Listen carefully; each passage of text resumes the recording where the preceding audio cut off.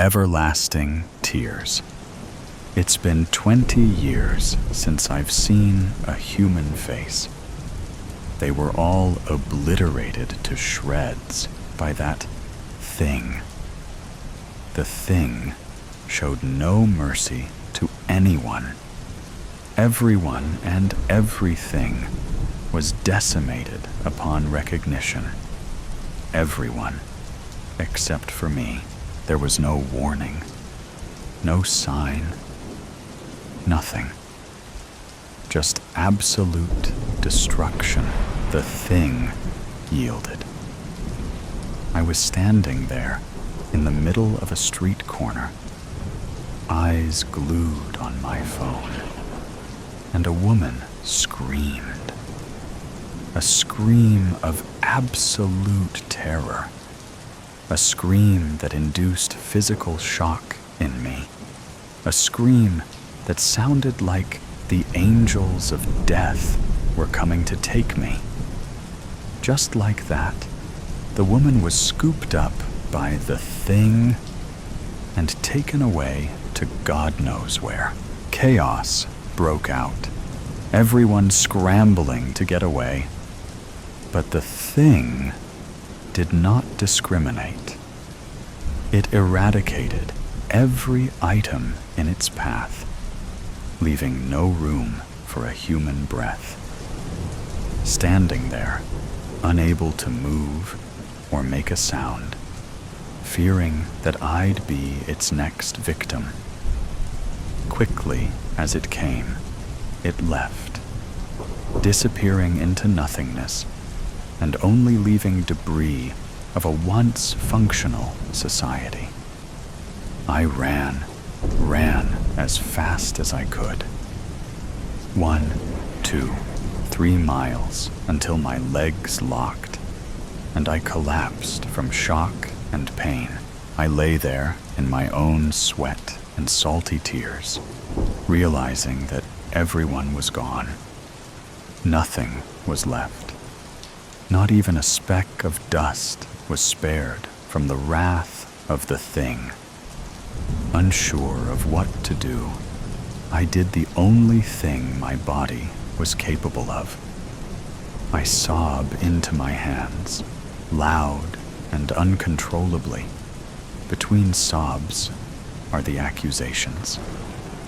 This is all my fault. It wasn't. It was completely out of my control. Why didn't it take me? I still wonder that today some may think it was a blessing, but I see it as a curse. I'm all alone, was the last thing that slipped my lips before I lost all hope. The misery and pain started slowly and painfully. I was desperate for a way out. Anything I tried failed. I was stuck in this eternal hell. Next was denial, which struck like a ton of bricks. I was fully convinced that everything happening was a figment of my imagination.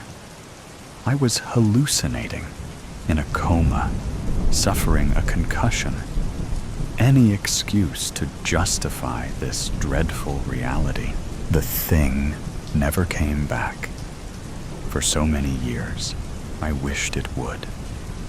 After some time, I became numb to this unfamiliarity of life.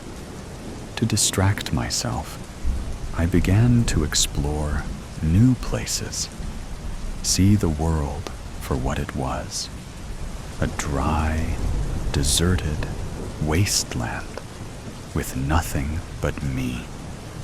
I started playing pretend with my thoughts, tricking myself into believing I was in a place prior to this wretched hell. I created a whole family for myself. My mom was called Helen, and my dad was called Steve. I had 2 siblings. One was called John, and one Wendy. Me and my siblings never got along. Wendy always pulled my hair, and John called me a pea brain. Still, I loved them, and we were a big, happy family. I had gone nuts. I began lurking around empty stores, trying on the newest designer clothes. But were they technically new? And having a mini fashion show to keep myself entertained. I scarfed down any leftover canned food. Electricity didn't work, so I had to eat it cold. Then I sat on the display couch and turned on the TV, which did nothing, wondering what I did to deserve this. I had been a decent human being and achieved the life anyone would want. A stable job, a nice car, and a 2-bedroom apartment. Yet I was still chosen to be the subject of damnation. Eventually, drowned in tears, I dozed off. Sleep was different. The constant night terrors and being unable to escape my dreams tortured me. Every day, the sight of the glistening sun awoke me. I never got used to the ear-piercing screech of silence. Imagining myself in a place of peace and prosperity kept me sane enough. I started hearing things, my brain tricking me and mimicking the voices of my lost friends and family. "Come with us," the voice said. But there was nowhere to go, nothing to do, nothing but me and the voices in my head and the fact that there is no escape. "I'm right here." "No, you're not. Stop playing these cruel tricks on me, brain. You're nothing and nowhere without me. You don't have the right to trick me. I am you. And you are the only thing that feeds my constant pain and misery. Just shut up. I'm watching you." Which was strange, because there is and will always be nothing. Nothing but moon and the summer breeze, which was a trick, because there was no such thing. No summertime beach days or winter snow days, just constant dead air and murky brown particles circling the atmosphere. If the astronauts came back, they would have thought they landed on the wrong planet. But they never came back. No one did. Not a single soul ever surfaced on Mother Earth again. I made my way to New York. It only took about half a month, but time was useless. The year, month, day, minute, second didn't matter. Time was irrelevant because the only being that existed was irrelevant. Plants, animals, bacteria, anything that was slightly alive were crushed by the thing. The only existence was atoms, stars, space, and Mother Earth. Yet all her life was sucked up by the greedy black mass that consumed her children, driven by a once joyful life and the hope for something new, searching for a sign of anything. I will take anything. O glorious Mother Earth, please feed my quenched need for something more than nothing. Nothing. Just like before I was given nothing. Frustrated, I began to cry, crying like a child who just dropped their lollipop onto the dirty, hot pavement. Between the tears, I heard a plop, then another and another, and before I knew it, there were thousands of raindrops falling. One by one, Mother Earth has answered my desperate calls with her tears of hope. The dry ground has been nourished with the richness of the tears, and Mother Earth no longer wishes for something to drink. I sit there on my hands and knees, inspecting the once death-filled ground that is now thriving with water. I poke at it and expect dirt as hard as a rock. Instead, I feel the squishiness of mud. It was like touching the cheek of the once flourishing human population. I stare at the mud I had created and let out a scream. The scream echoed across the vast emptiness of the world and bounced back with hope for something new. Something inside of me lit up, and I felt like my heart was going to fly right out of my chest, dance around me, and fly away to the world beyond. Overwhelmed with excitement, I rest my head on the mud, hoping to hear its breathing like it was a newborn baby. I lay there for 1, 2, 3 hours, listening, waiting for something more. The voices no longer taunt me. They cannot patronize me and my thoughts any longer.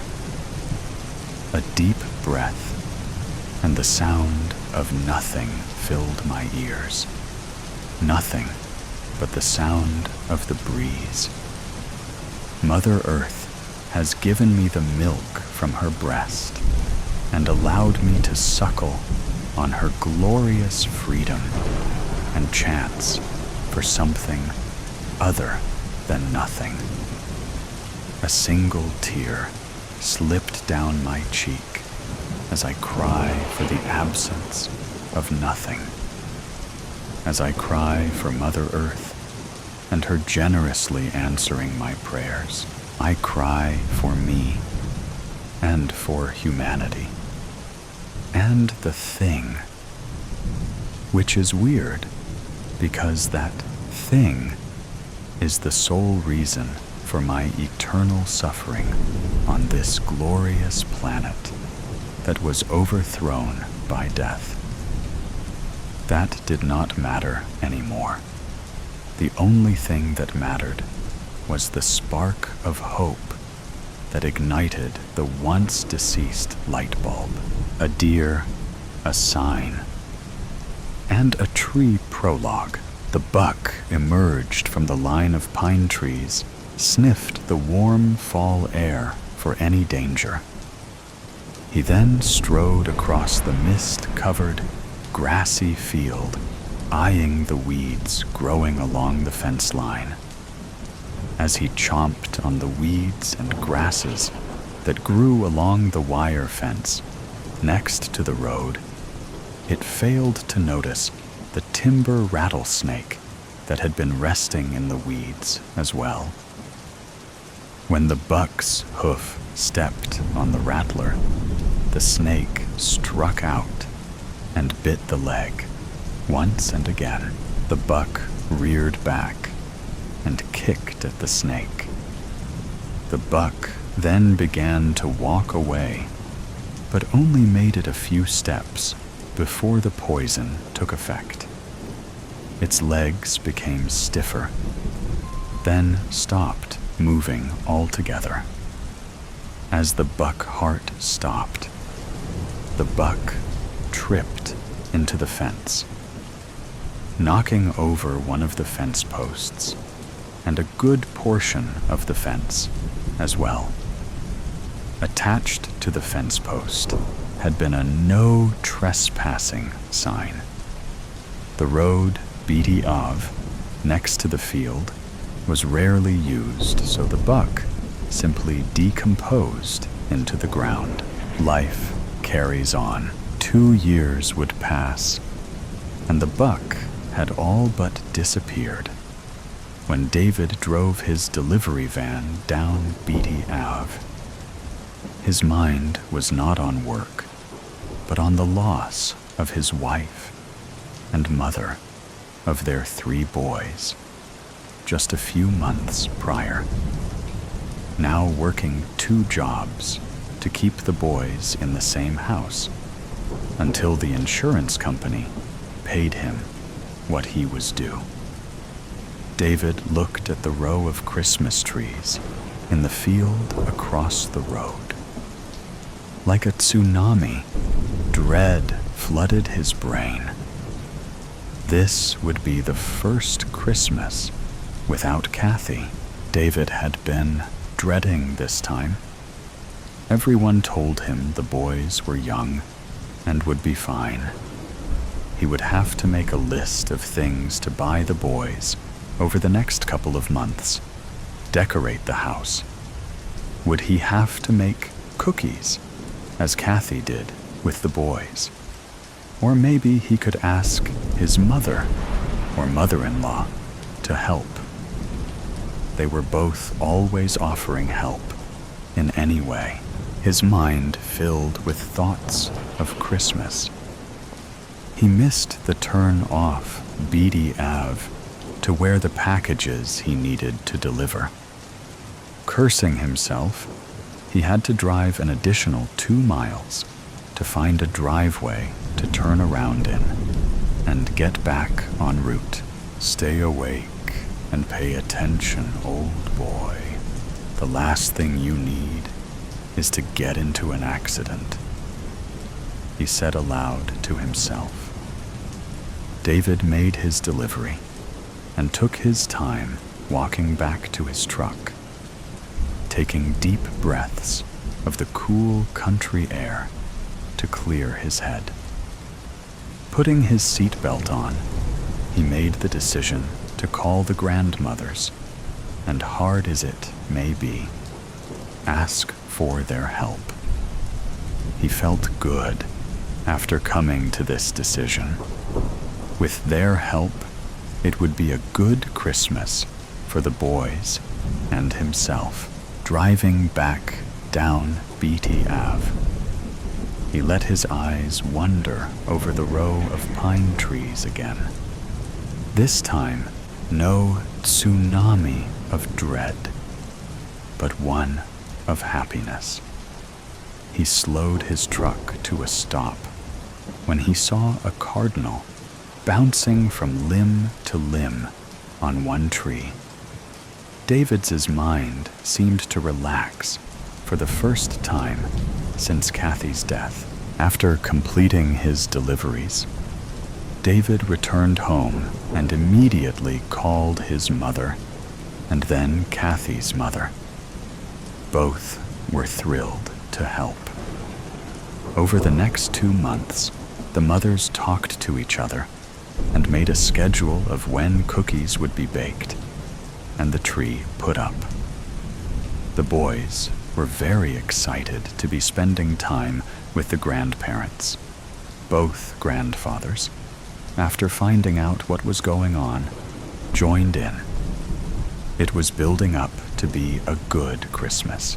2 weeks after Thanksgiving, David loaded the boys in a truck he had borrowed from his brother and headed out. After 20 minutes of dancing around questions from the boy about where they were going, Why did they need Uncle Jack's truck? David pulled over to the side of road next to the field of Christmas trees. "What are we doing here?" asked the oldest, Tommy. "Well, I think we need a tree, don't we?" David asked with a big smile on his face. All three boys looked out the window at the field of trees and began to cheer.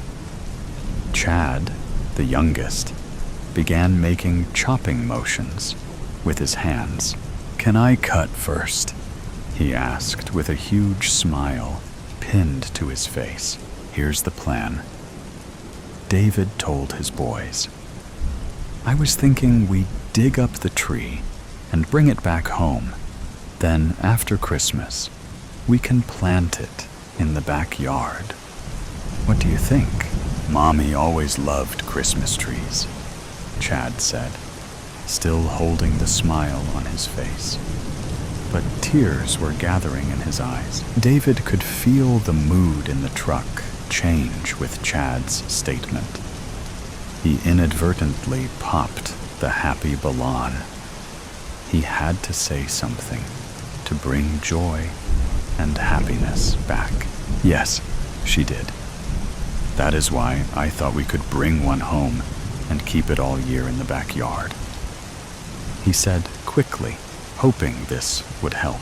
Bill, the middle child, broke the silence when he pointed to the largest tree and announced they should bring that one home. The other two boys cheered in agreement. "I love your idea." All David could get out before the boys were out of the truck and running across the field towards the large tree. David chuckled to himself and went to the back to pull out the shovels and wheelbarrow, then followed the boys through the field. The boys were basically dancing around the tree they had chosen, even though it was at least 12 feet tall and wider than Uncle Jack's pickup.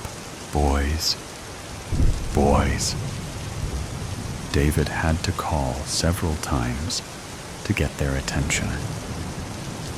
"That tree is way too tall to even fit into the truck, let alone in the house.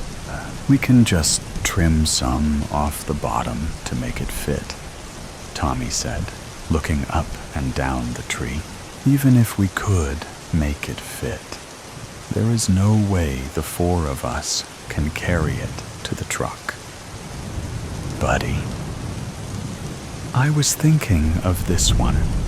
David pointed to the tree he had seen the cardinal in a few months ago. "It's kind of small," Chad announced, looking from the large tree to the smaller one his dad was standing next to. "Yeah, Dad, Chad is nearly as tall as that one," Tommy added. "We can put it on a table in the living room," Dived improvised. "Plus, digging this one out is going to hard enough." Tommy shook his head, then clapped his brothers on the shoulders. David geared himself up for a fight with Tommy. Since Kathy's death, Tommy seems to have decided he was suddenly a man and didn't need to be told anything by his father. "Come on, guys. Dad's right, that one will be easier to dig up and carry to the truck," Tommy said, shocking his father. The boys and their day spent the next hour digging and pulling on the tree to free it from its grasp on terra firma. Moving to the new tree to and into the truck took an additional 15 minutes. On their way home, they stopped by a gardening center to get new soil and a large yellow planter. Yellow was their mom's favorite color. While shopping, Chad explained to the salesperson the pot was to put their mother in for Christmas, and then put her in the backyard. David had to quickly explain exactly what they were doing. The salesperson smiled and laughed and stated she understood. When they arrived home, David and the boys moved the tree to the edge of the truck edge. They removed burlap they had wrapped around the roots. David instructed them to pull off the earth from the roots before they put it into the new pot. He then went inside to clean up and start making dinner. David had just started browning the meat when Tommy ran inside. "Dad! Dad, Dad!" he called, running into the kitchen. David pulled the pan off the burner and looked at his son. "Look what we found on the tree." Tommy had 3 small, whitish objects in his hand. "What are those?" David asked, whipping his hand on his shirt, then picking up one of the objects. "Looks like a stone, but didn't feel as heavy as it should have.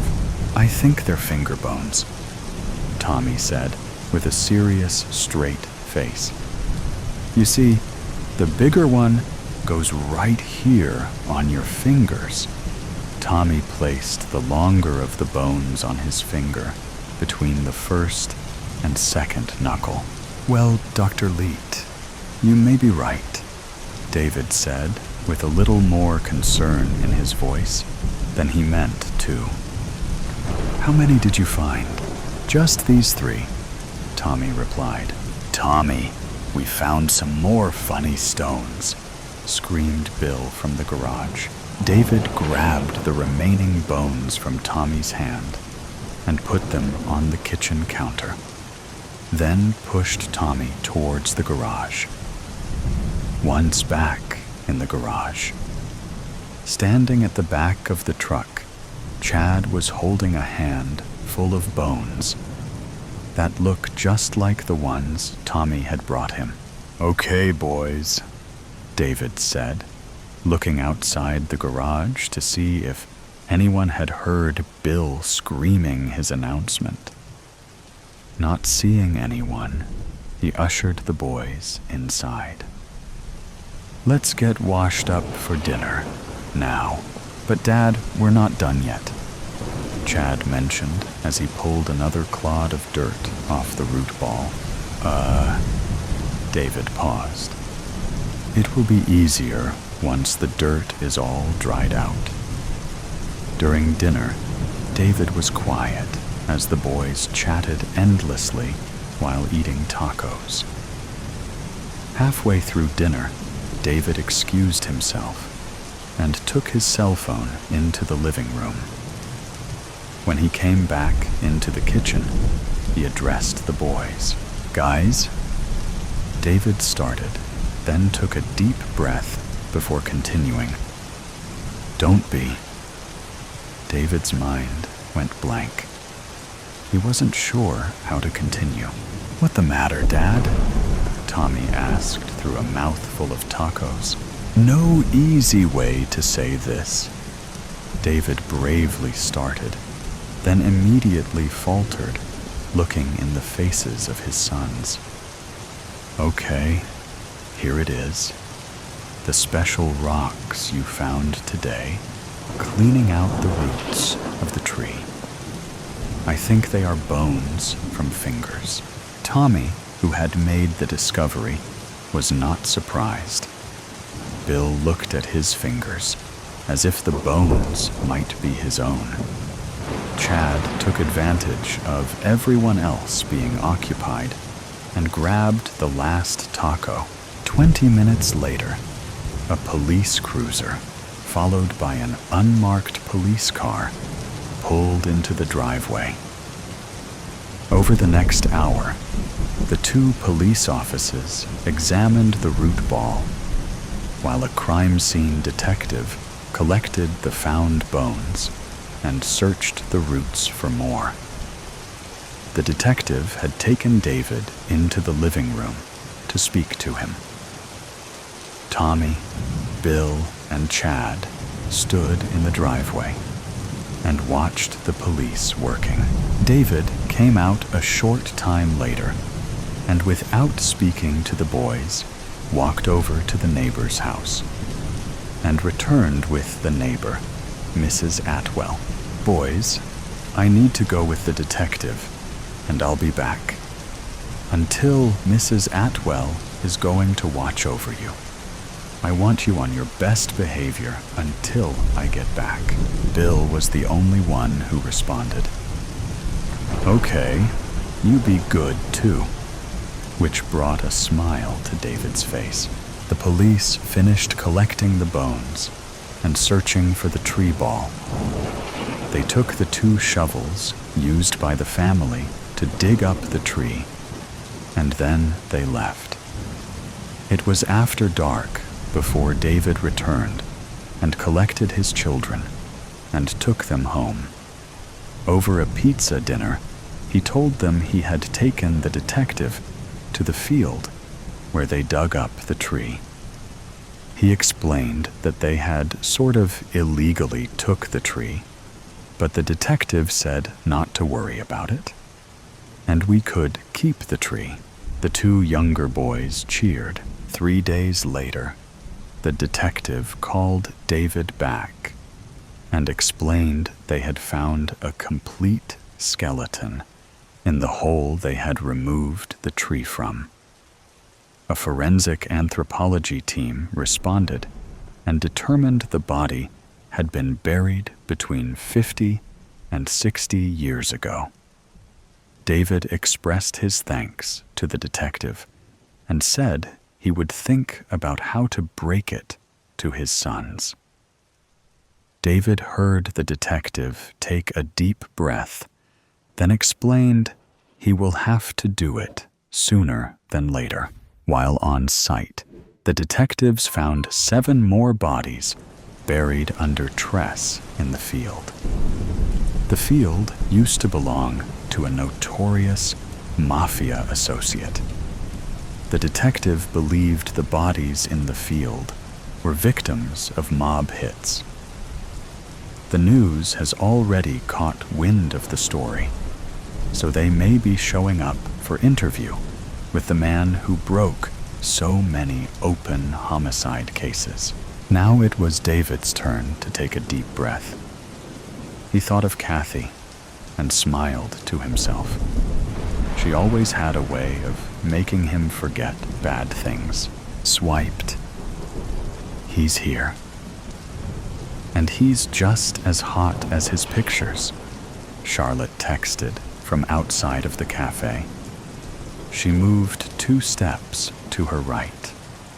Jen responded with a string of emojis.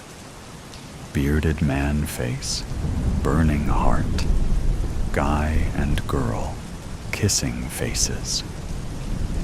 Charlotte smiled and checked her hair in the reflection of the ramen place next door, getting faint notes of the meaty umami, all that her still partially stuffed nose would allow. Her phone buzzed. Charlotte swiped to see it was Jen, with another string of emojis. Sweaty face, fire, tongue, peace hand symbol, yum face, eggplant, peach, splash, snoring face, quickly followed by have fun, winking face. Charlotte applied lip gloss with her freshly manicured hand, pink nails matching her pick lip gloss, fluffed her hair, and snapped a selfie. Sending the filtered picture to Jen, she typed, "I'm going in." Jen hearted Charlotte's selfie and responded, "Sweep him off his hot feet. Call if it gets weird. I'll be right there." Charlotte hearted the message, stood up straight, shifted her shoulders back and down, and pouted her lips and eyes, the face that always attracts attention. Charlotte and Alex had been talking for 2 weeks. First through the app's messenger, then texting, then hours-long conversations in the evenings. She finally agreed to a date, in public, during the day, at a location of her choosing. Charlotte, 29, was growing tired of the bar scene, the one-night stands. She enjoyed the attention, but she craved a man she could still stand on Sunday, a man she could go on a proper date with, spend an entire Saturday with wearing t-shirts, watching movies, and ordering takeout. She wanted a boyfriend, one she could introduce to her parents, a boyfriend she could marry. She wanted a husband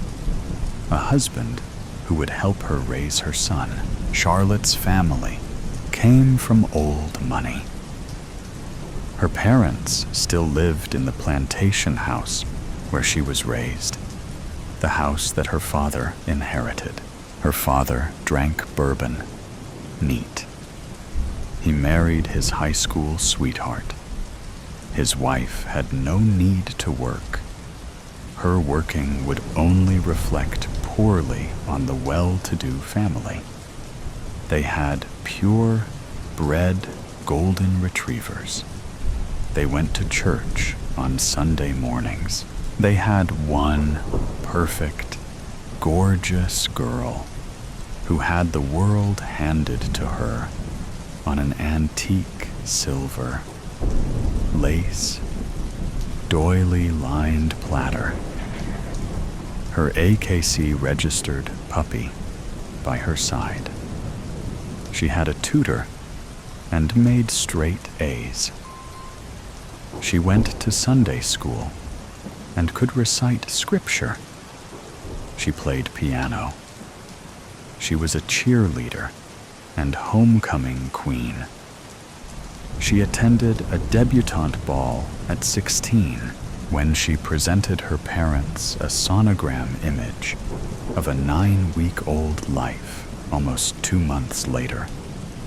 They pulled her out of her Christian school and transferred her to a boarding school more than 100 miles away so that she could finish her education without the distraction of devil-worshipping sinners occupying the halls of this shameful excuse of Jesus' house. After the baby was born, her parents funded lavish childcare so that Charlotte could graduate high school and attend college. She graduated summa cum laude and looked fabulous doing it. She ran on a treadmill and did pallets daily to lose the baby weight. Her parents' allowance afforded her regular Botox, laser body hair removal, weekly mani-pedis, monthly hair appointments, boutique clothing and jewelry, and cutting-edge skincare products and treatments. She was flawless, despite the constant drunken late nights, the Adderall to stay up, the Xanax to come down, the Zoloft to get her through each day. Her unlimited supply, thanks to Dr. Dad. Wealthy eyes don't carry bags. Charlotte met Alex through a dating app.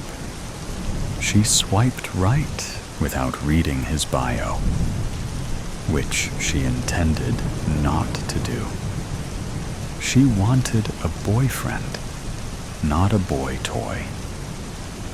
But that smile, those dimples, the perfectly messy hair, the shadow of a beard she imagined would send chills down her spine when they kissed, enough to to drive her wild. Reading his bio, Charlotte found herself instantly lost in an imaginary future with him. The Spanish colonial home, yoga in the garden, her marketing businesses thriving, his groundbreaking medical research changing the course of cosmetic surgery, tapas on the veranda, summers in London, visiting his family. Alex sat at a table in direct eyesight of the entrance. A perfect man at a perfect table, far enough from the entrance to escape the heat, but well within the afternoon glow, bathing his skin in gold, and within clear view of her favorite barista, Naomi. Naomi always anticipated Charlotte's every need and filled it before Charlotte noticed what she lacked. Charlotte strutted directly towards Alex, the light forming a halo around her flawless silhouette. She smiled and waved to Naomi, whose facial rings shimmered in the sun. Alex stood to greet her, dressed exactly as she imagined he would. Beige linen pants, vertically striped cotton shirt with a deep V-neck, and pristinely clean brown leather sneakers. He smiled. "Wow," he said. "You're even more gorgeous in person." His British accent, the icing on the perfectly constructed cake in front of her. "You are looking quite good yourself," she responded. Alex leaned in for a friendly kiss on the cheek. Charlotte stepped back, placing a hand between their faces. "I'm still getting over this," she grimaced, pointing in the general direction of her face. "Gotta love those summer colds." "I understand." Please, sit," he invited as he pulled out her chair. Charlotte sat and smoothed the skirt of her silk mini dress. "What can I get for you? I'll place the order for us. I'll take a chamomile tea with honey and lemon, please." "Right." Alex stood at the counter between two glass cases of freshly baked muffins, scones, cookies, and tarts. A large basket of fresh fruit in front of the register. Charlotte watched him place their order. Her chamomile tea and his tall, black Americano. He was very polite to Naomi, charming, almost flirtatious. He tapped his phone on the card reader to complete the transaction. He turned to meet Charlotte at the table, but changed his mind. "Actually, can I purchase one of those peaches? They look delectable, from a local orchard." "Perfect time of year," Naomi answered. Alex peeked around the basket and selected one. "How much?" he asked. Naomi smiled. "On the house?" Alex looked at Charlotte, then back at Naomi, confused. "You're a friend of Charlotte's. She keeps us all employed." Naomi winked at Charlotte, who returned the playful look. The cafe's owner, Tracy, approached Naomi then. "See you in the morning, kid. I'm heading home."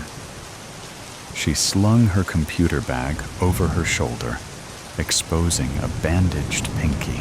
"Cat scratch you again?" Naomi joked. "Damn plastic wrap. Sliced it right open." Naomi nodded. "Call if you need anything.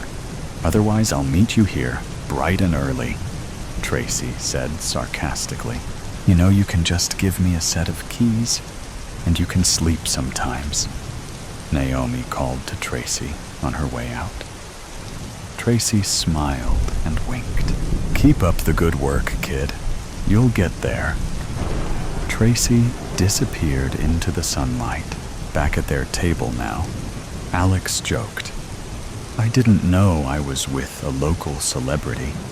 Shall I pick up the drinks when they're ready? Naomi will bring them right to us." "Brilliant. So, Charlotte, we meet at last." He placed his peach on the small plate Naomi gave to him and unwrapped his silverware roll. Naomi appeared with their hot drinks, your tea with honey and lemon, and your Americano, black, she recited as she gently placed the hot mugs in front of them. "Thank you, Naomi," Charlotte said as the barista walked back around the counter. "Yes, we meet at last." She squeezed lemon juice into her tea and stirred in some honey. "Cheers!" Alex held up his mug. "Cheers," Charlotte mirrored. "I thought you Brits drank tea over there." "Well, when in America, as they say." Alex sipped his coffee. "So, tell me more about your first few days at the hospital. Not the onboarding stuff, or the people, but the work. The meat and potatoes, as we say."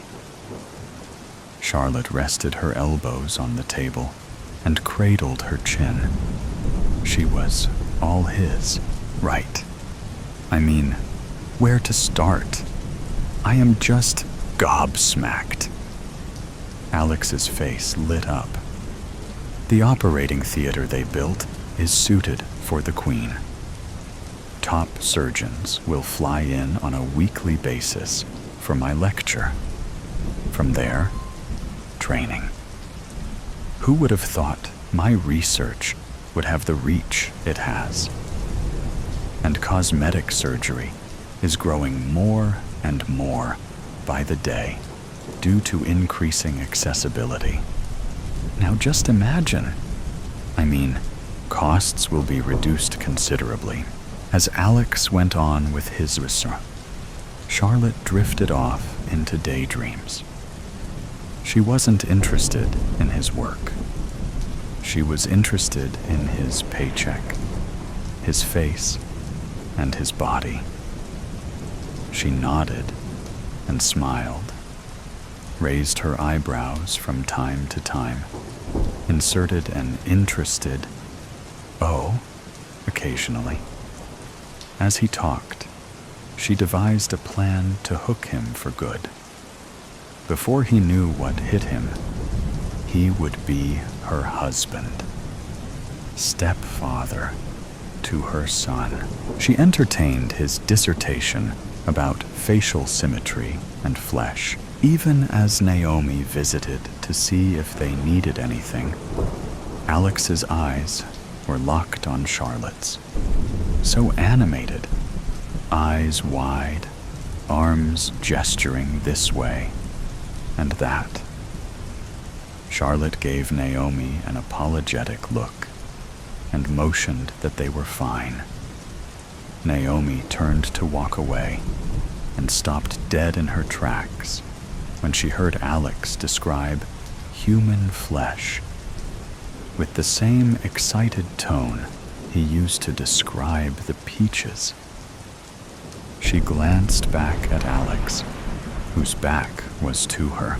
Charlotte clocked Naomi's troubled look, but with a reassuring nod and smile, Naomi went back to taking orders.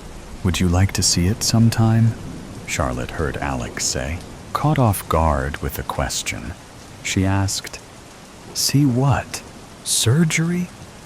"Oh, no. No. The mock theater I built, where I practice at home," he answered. "Oh," she hesitated. "Sure. I think I could come by one day." She bought herself some time. "What about today? Now?"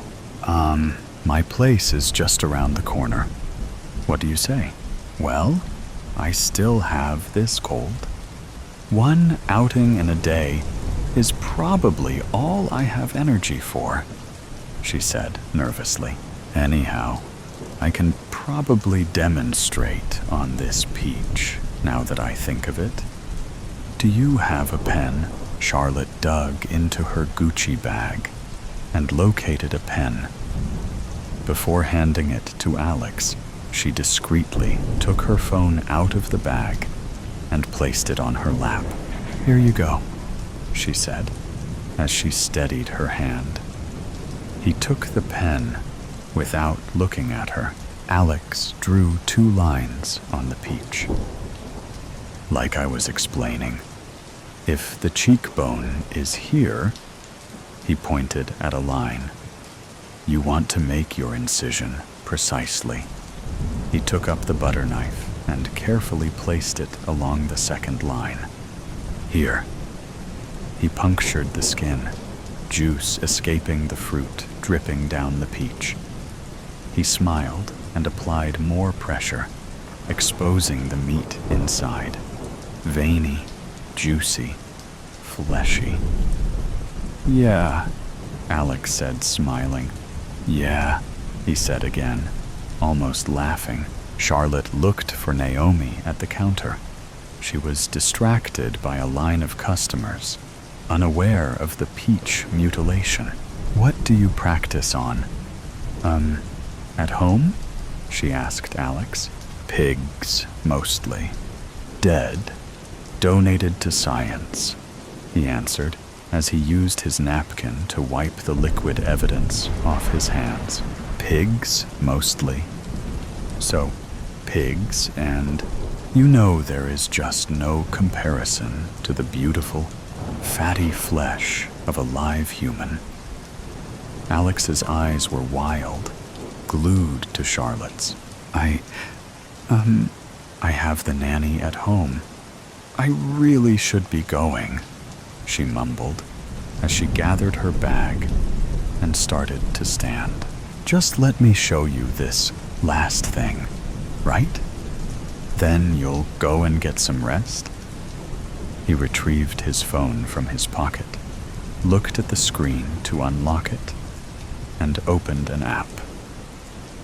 He swiped a few times and turned the phone so that the screen faced her, still half standing. The image of her son playing in the park with the nanny glared back at her. She gasped and put a hand to her mouth. Sit, Alex demanded quietly. Charlotte looked at Naomi again, still taking orders. She sunk into her seat. Naomi can't help you, Charlotte. Without turning his phone around, he swiped through his photos. Picture after picture of the boy. At least a dozen. At school, in the back of her car, at home through windows, with her parents at the plantation home. Tears welled, and she used every ounce of strength to keep them from falling. You are going to suck those tears down, and you are going to come with me. We leave together as a happy couple. One wrong move, and the boy is dead. He locked his phone and put it back in his pocket. He cleared his throat and stood. Right then. Shall we? He said, smiling, his voice bouncy and pleasant. He held out a hand to Charlotte. She took it and stood. They walked out of the cafe hand in hand into the setting sun. The next morning, Naomi arrived at the cafe shortly after 5. Without keys, she'd be stuck outside waiting on Tracy, so she never arrived on time. After letting herself in, she stuffed her backpack in the cubby below the register. She clocked in, pulled her phone from her back pocket, found the playlist she wanted, and plugged it into the cafe's sound system. This was Naomi's way of letting Tracy know she had arrived without having to speak so early in the morning. The cafe's landline was blinking. Great. Another warning about our car insurance, Naomi thought, as she picked up the phone to listen to the message. Hello.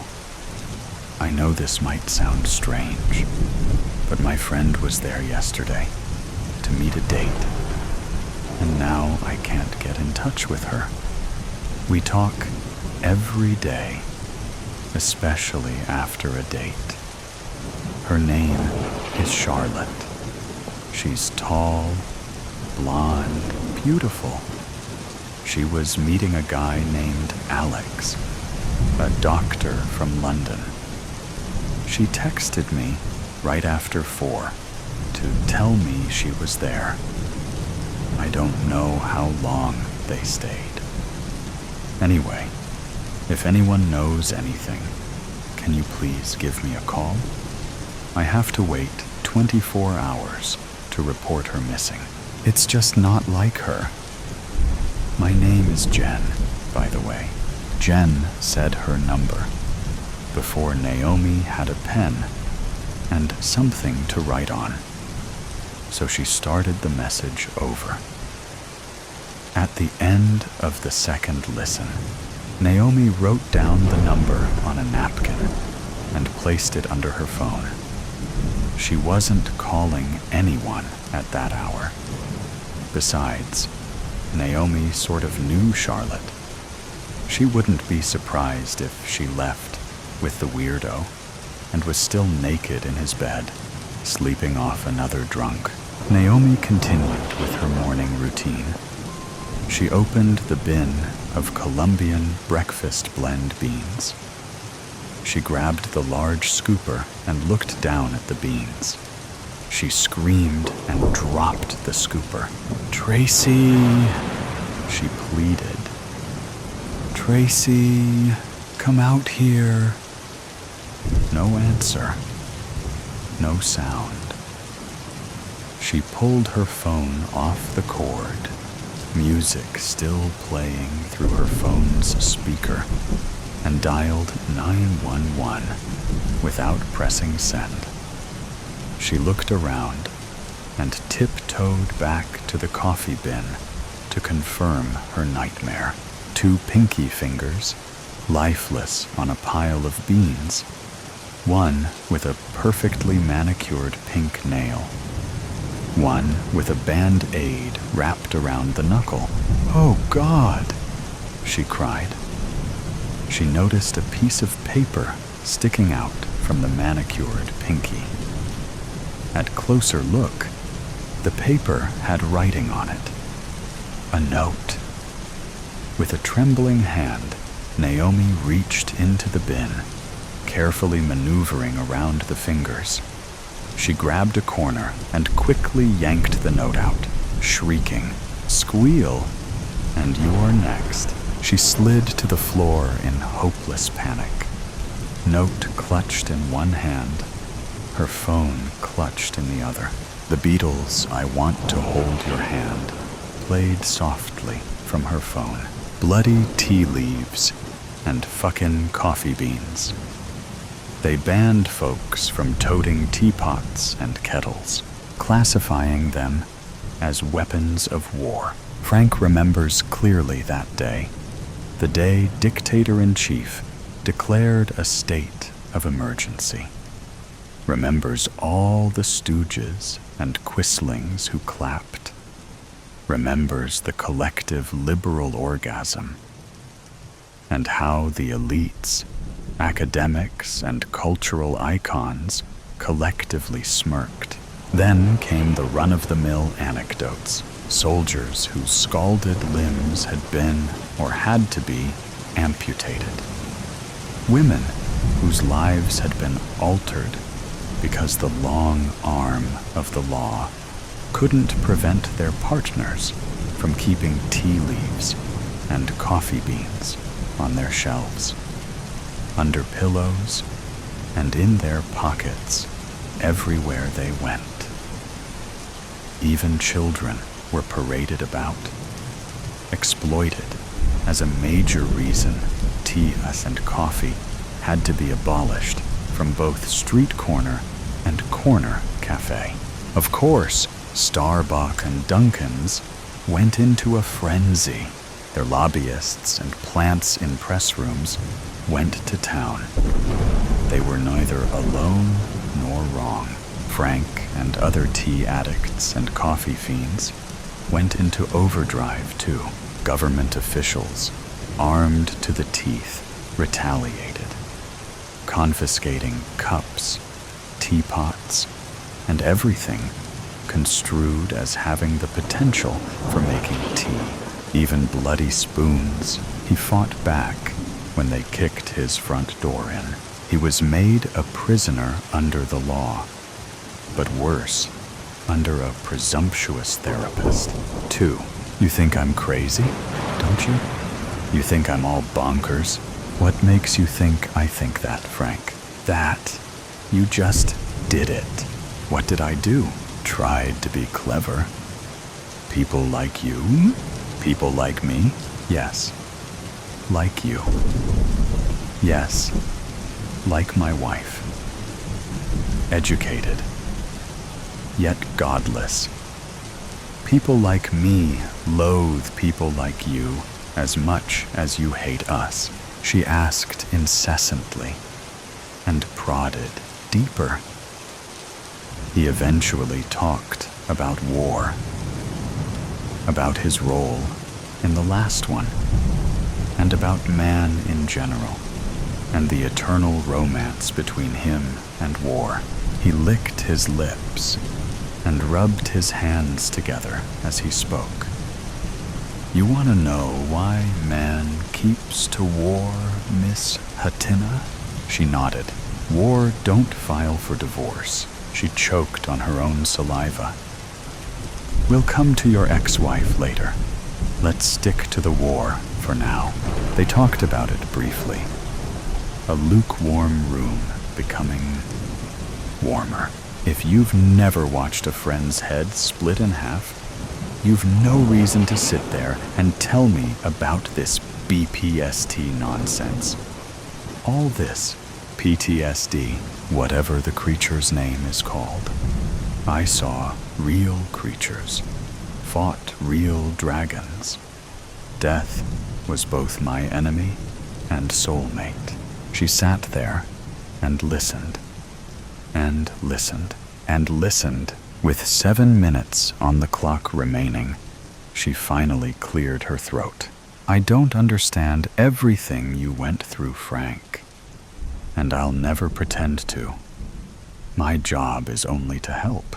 He nodded. She continued. Because there's some good place in your soul, Frank. I want you to lead me there. Meanwhile, I'll be interpreting the road signs as we encounter them for you. Do you want me to come along? He smiled. The soldiers guarding his fort chose to lower both sword and spear. I guess you, the 6-foot-something battle-hardened soldier in the arena of the mind, Miss Hatina, you're correct. But since we'll be walking to a faraway place together, I guess you can call me Rose. Rumor had it I'd be talking to a Mrs. something. She showed him the finger where a ring used to be, and Frank, well, beamed. 3. They banned them from toting teacups, spoons, sugar basins, and so forth. That's why you won't find them on Main Street anymore. Starbucks was shut down. Dunkin's will follow soon, unless they agree to sell frappes and ice cream exclusively.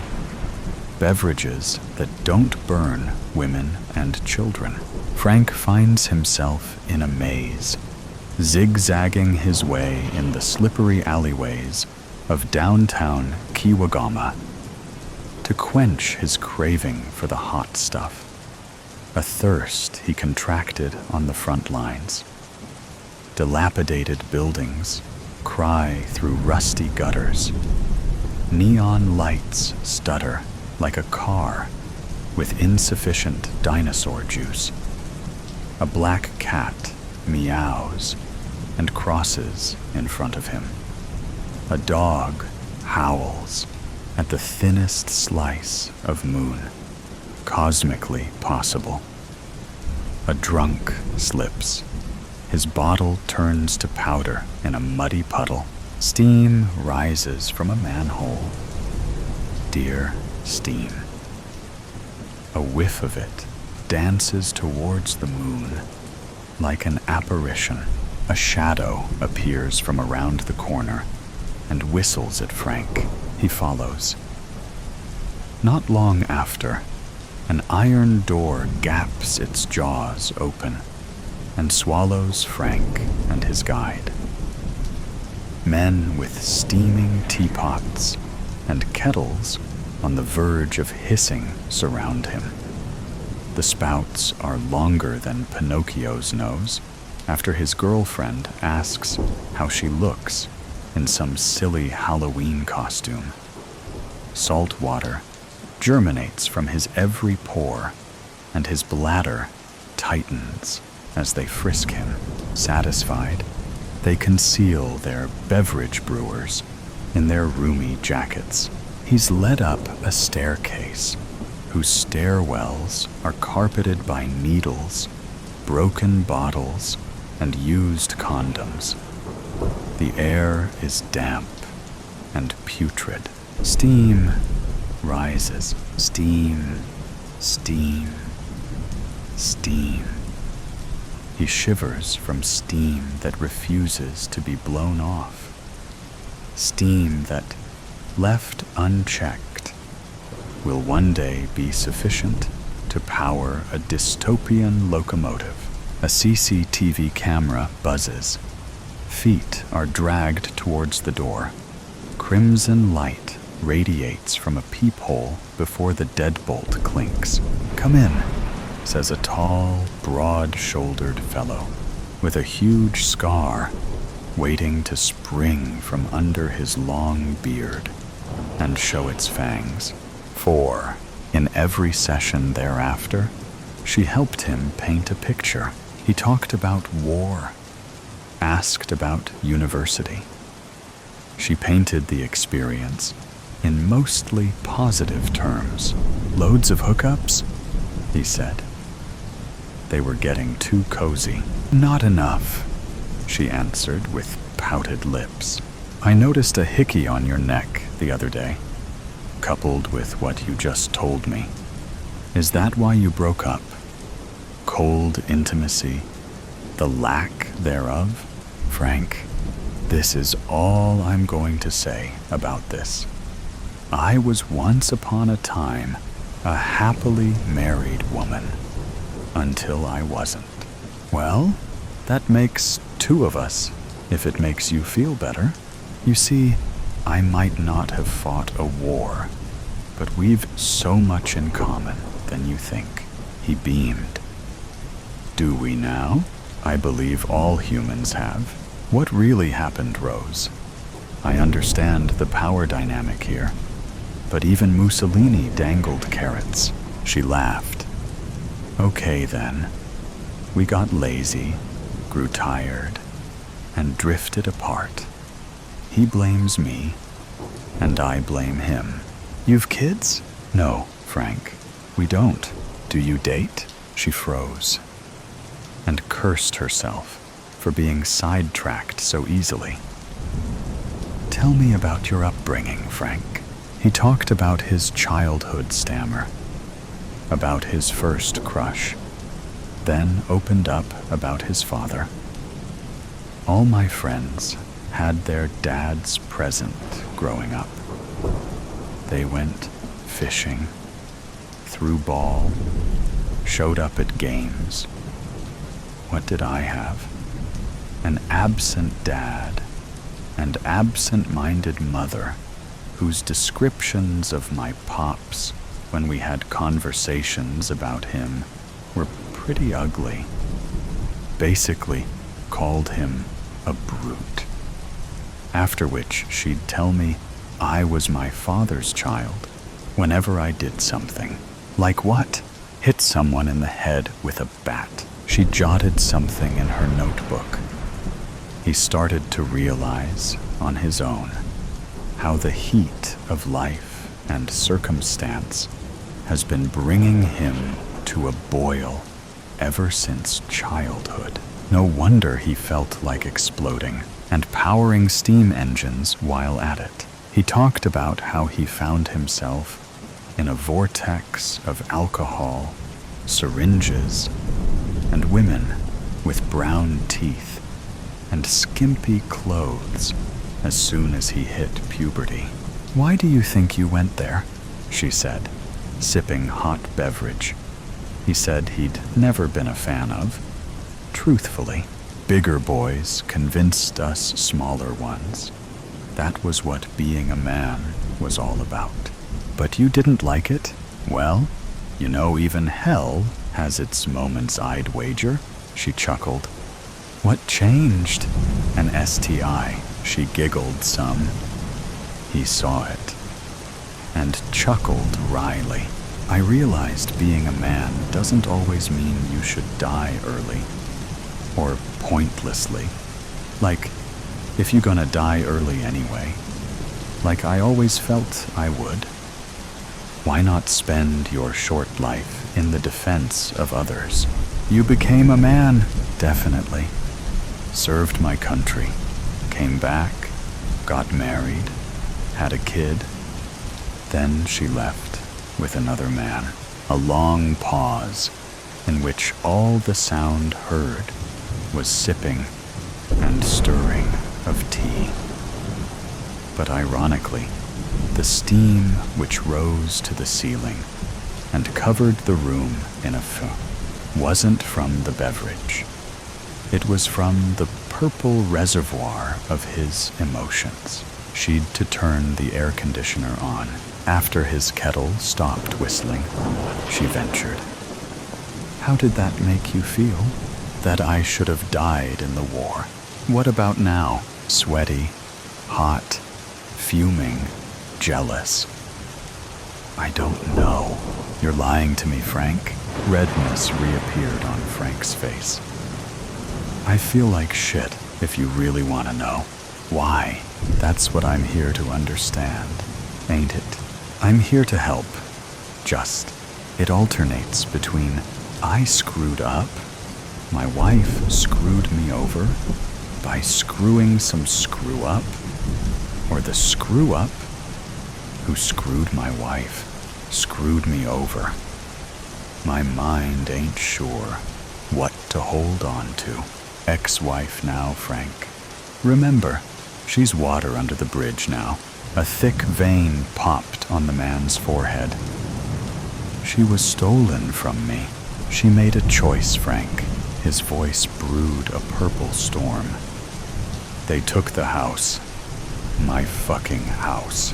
By law, Frank." Frank threw the notebook on his lap at the window. It sublimated into shards. He pushed the couch back violently and wagged his fist at thin air. "They took my daughter from me. Is that the law, too? No? Yes? Well, I'll tell you what. The law is wrong for taking my daughter away from me. The law is bloody wrong." 5. The dealer finishes a call before his attention turns to Frank. 2 ladies flank him on either side, gyrating slightly to the thumping of 808s coming from an adjoining room. There's a bouncer on each of the 4 corners of the makeshift office space. My boy, Frankie. When my boys told me about you, ain't believed shit they said. Said you was a big man now. Told them every big man's working for me since the ban. He laughs. But here you are. You done become bigger than a hippo. In good ways, of course. Thanks, Bobo. What if I make you offer? Huh? For old time's sake. Frank fidgets excessively. What offer? Come work for me. There's good money here. Big, fat money to be made. An older lady brings Gras whiskey in 2 glasses. With all due respect, Bobo, says Frank soon after the lady leaves. Ain't looking for no job. The room goes taut. So why's you here, Frankie? They take turns to sip the old man's health. Frank's gaze darts about. For, you know, the thing? Frankie, don't try to be clever with me. I know you here for the hot stuff. But why is what I ask you? Because, Bobo, only you knows how to get things like that. Bobo smiles proudly. What you want the hotty-hotty for? Self-defense. There's an entire ministry of, I trust my own fingers than the entire ministry. Bobo laughs and claps his hands. Perfect. Had to test you to see whether you bulk under pressure or not. I only deal with solid folk. He regards Frank for a bit. The latter breathes heavily. Steam blows out of his ears and nose like a malfunctioning toy dragon. But he keeps still. I ain't one to judge. But anger breeds nothing. Frankie, nothing. Forget that woman. You come work with me. There's plenty of women to pass around here. See all this? Plenty. Does the package you suggesting include my daughter? Bobo gestures for something to be brought into the room. He does the sign of the cross. Anger burns you, Frankie boy. You, not nobody else. God won't say, I didn't warn y'alls. They bring the man his order. A collector's wet dream. Like one of those brewing pots Grandpa used to keep, and Grandma used to pester him about. Why you don't keep it as far away from reach as possible. You want your grandkids to be caught up in that life too? Grandpa had a well-known addiction for the stimulant. He'd a lot of scars to show for the burns he'd endured over the years. Because any time's tea time. That's why. Looks good alrighty, Frankie? Frank nods. Good. But where's the coffee beans? Where's the what? I'm sorry. I'm used to calling, aha! Coffee beans. I think I know what coffee beans is. Gary, you get it too? One of the bodyguards nods when the dealer looks at him. He turns back to Frank. You a clever buggers, Frankie. Pity you don't want work. We could use some creativity here. Martin, you brought this man a pot of steaming nothing, you see? Bring the man his bloody tea leaves and fucking coffee beans. Money exchanges hands. So does a brown paper bag in the opposite direction. Frank starts to leave. Remember, don't spill the beans about me, Frankie, or my men will spill something hot on your baby girl. And unlike you, I'm a very literal man. 6.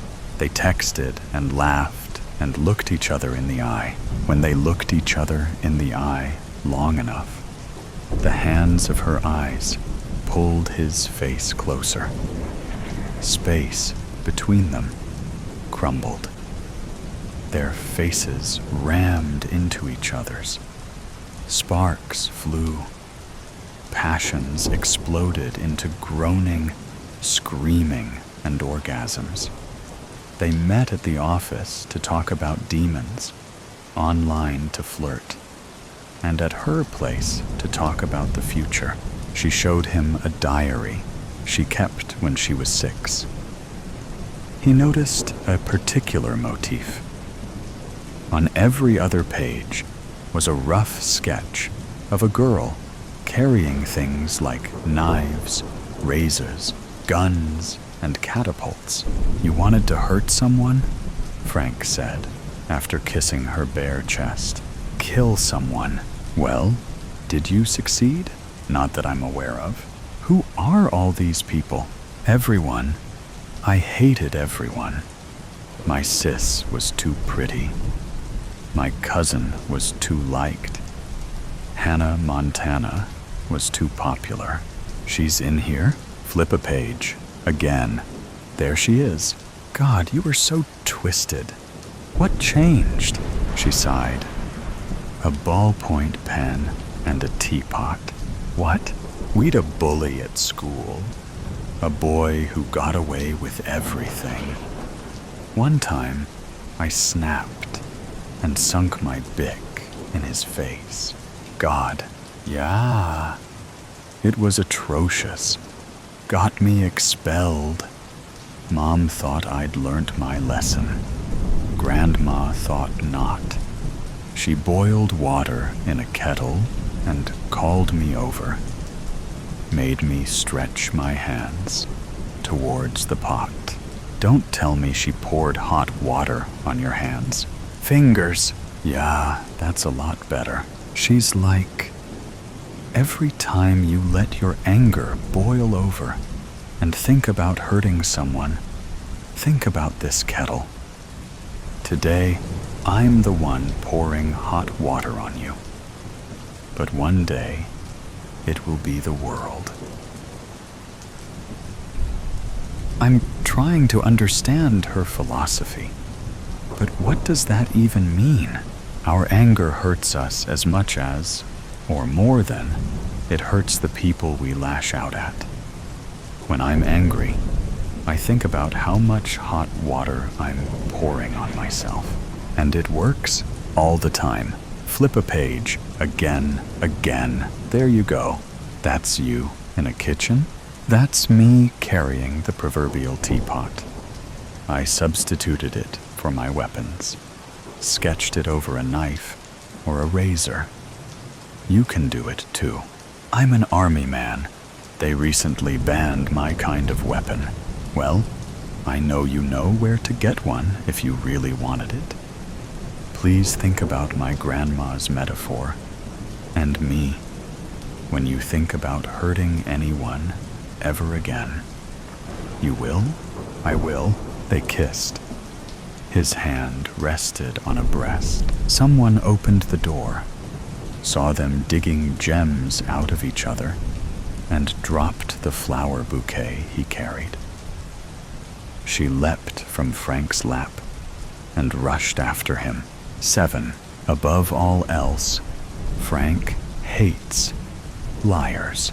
The only person he hates more than he who generally lies is he who lies specifically to him, and everyone seems to take advantage of his willingness to give the benefit of doubt. Politicians lied about the war, about its purpose. Now they're lying about the purpose of some laws. But politicians are known to lie. Who believes politicians anyway, in this day and age? His father said he was going around the block. He never returned. Mother lied about why he chose to do that. To save face, his wife. Don't people take till death do us part literally anymore? Then there's Rose. No, she's the therapist now. She was cheating on her husband. With him, no less. making him no better than his wife's. She's your ex-wife now, lover. You don't do that. And now she's trying to call. He's not picking that. What for? More bullshit? He languishes in his car, busy brewing. 6 tea bags in a kettle, 6 coffee beans in a coffee machine. He turns the knobs to boil until the lid starts dancing and the spout sputtering. A police siren wails. The cabin turns icy. They pass. Steam resumes. He cocks them both. Oops, better stay with Grandma's metaphor. But it's slipping. They banned these from ever finding their way into hands like his. Because of this, he sees them. He sees her. A hot spring blasts the crown of his head. He's out. He's striding. They see him. Too late. Kettle hisses, then regurgitates. It starts raining on him too. Torrential rainfall at 212 degrees Fahrenheit. For such a time as this, once a week, for the past 10 weeks, Hattie had come to the local cafe for Bible study with a few of her friends from church. It was led by Marissa, one of the long-standing members of the church. Once a week, for the past 10 weeks, Hattie had left the cafe feeling uplifted, inspired, and closer to her Creator. And this week, the 11th week, she expected no different. Uplifting music wafted through the speakers, mixing with the sounds of dishes clanking and milk frothing behind the counter. The familiar noise was music to Hattie's ears as she entered the coffee shop. "Hattie!" Carmen squealed, beckoning Hattie over from the door. "Coffee's on me today. I got you your usual." Hattie smiled. Carmen was the personification of generosity, although that wasn't always the case. "How are you doing?" she asked, sliding into the booth that they always sat at. "Better than I deserve," Harper quoted, appearing behind them. It's what Carmen always said when asked that question. It's the truth. God is so good. As long as I'm breathing, it's more than I deserve. She shrugged. Harper slid into the booth next to Hattie, smiling. "Is Marissa late for the first time ever?" Hattie asked, looking around. "I thought I saw her car outside." In response, Marissa came out of the bathroom and joined the 3 college girls at their booth. "Good morning, girls," she said, eyes bright, as she took her seat next to Carmen. The 4 girls took each other's hands, and Marissa opened them in prayer before they opened their Bibles and began reading and discussing the book of Esther. Is it wrong to be so engrossed in divine wisdom that you lose track of what's happening around you? Surely not, although it can be dangerous. What is wrong is to come into a quiet, privately owned cafe at 11:38 a.m., lock the doors, aim a gun at the ceiling, and set it off. Which is exactly what happened next. The shot rang out in the near silence of the cafe, piercing through the air like only a bullet can, sending a singing bell into the ears of all who were near it. a young child across the shop screamed and was instantly grabbed by his mother, who hid under a table with her back to the aisle, blocking anyone from getting her child. A barista dropped a porcelain cup out of shock, and it shattered on the floor, spilling hot liquid everywhere. Hattie cupped her hands over her mouth so as to not scream. "Everybody hold up your phones," the man shouted, swinging his gun around. "Hold them up high." It took no time at all for everyone to comply. "Good. Now you." He pointed his gun at the man who was standing at the counter. "Go and get them. Bring all the phones to me." The barista couldn't have been more than 17, and his hands shook as he went around to each table and collected the phones. That 17-year-old boy wasn't religious, but at that moment, he was praying. Praying that somebody, anybody, had called the police. "It'll be okay, girls," Marissa whispered. Hattie could tell that she was trying to be strong, but she could also see the fear in her eyes when she glanced at the man with the gun. "You four." The man pointed his gun in the direction of Hattie and her friends. And it was at that point that Harper began to cry. "In front of the door. Stand." None of them knew what he meant, but he motioned for them to get up. And since he had a gun, they did what he asked. Then he did it again to the next table, making them stand in front of the windows. Soon, the whole store was stood in front of the glass entrance to the small cafe, including the little boy and his mother. While he was lining them up, the sound of sirens began, getting louder and louder, closer and closer, until they were too loud for Hattie to bear, and she covered her ears.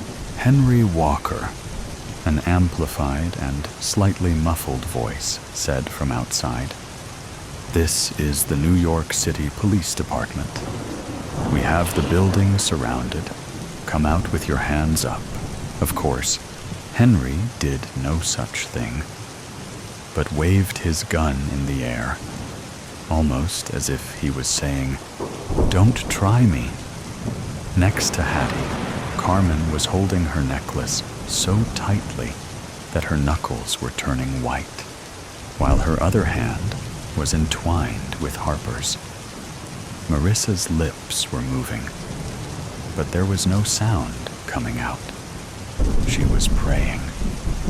Not a bad idea, Hattie thought. So she joined in.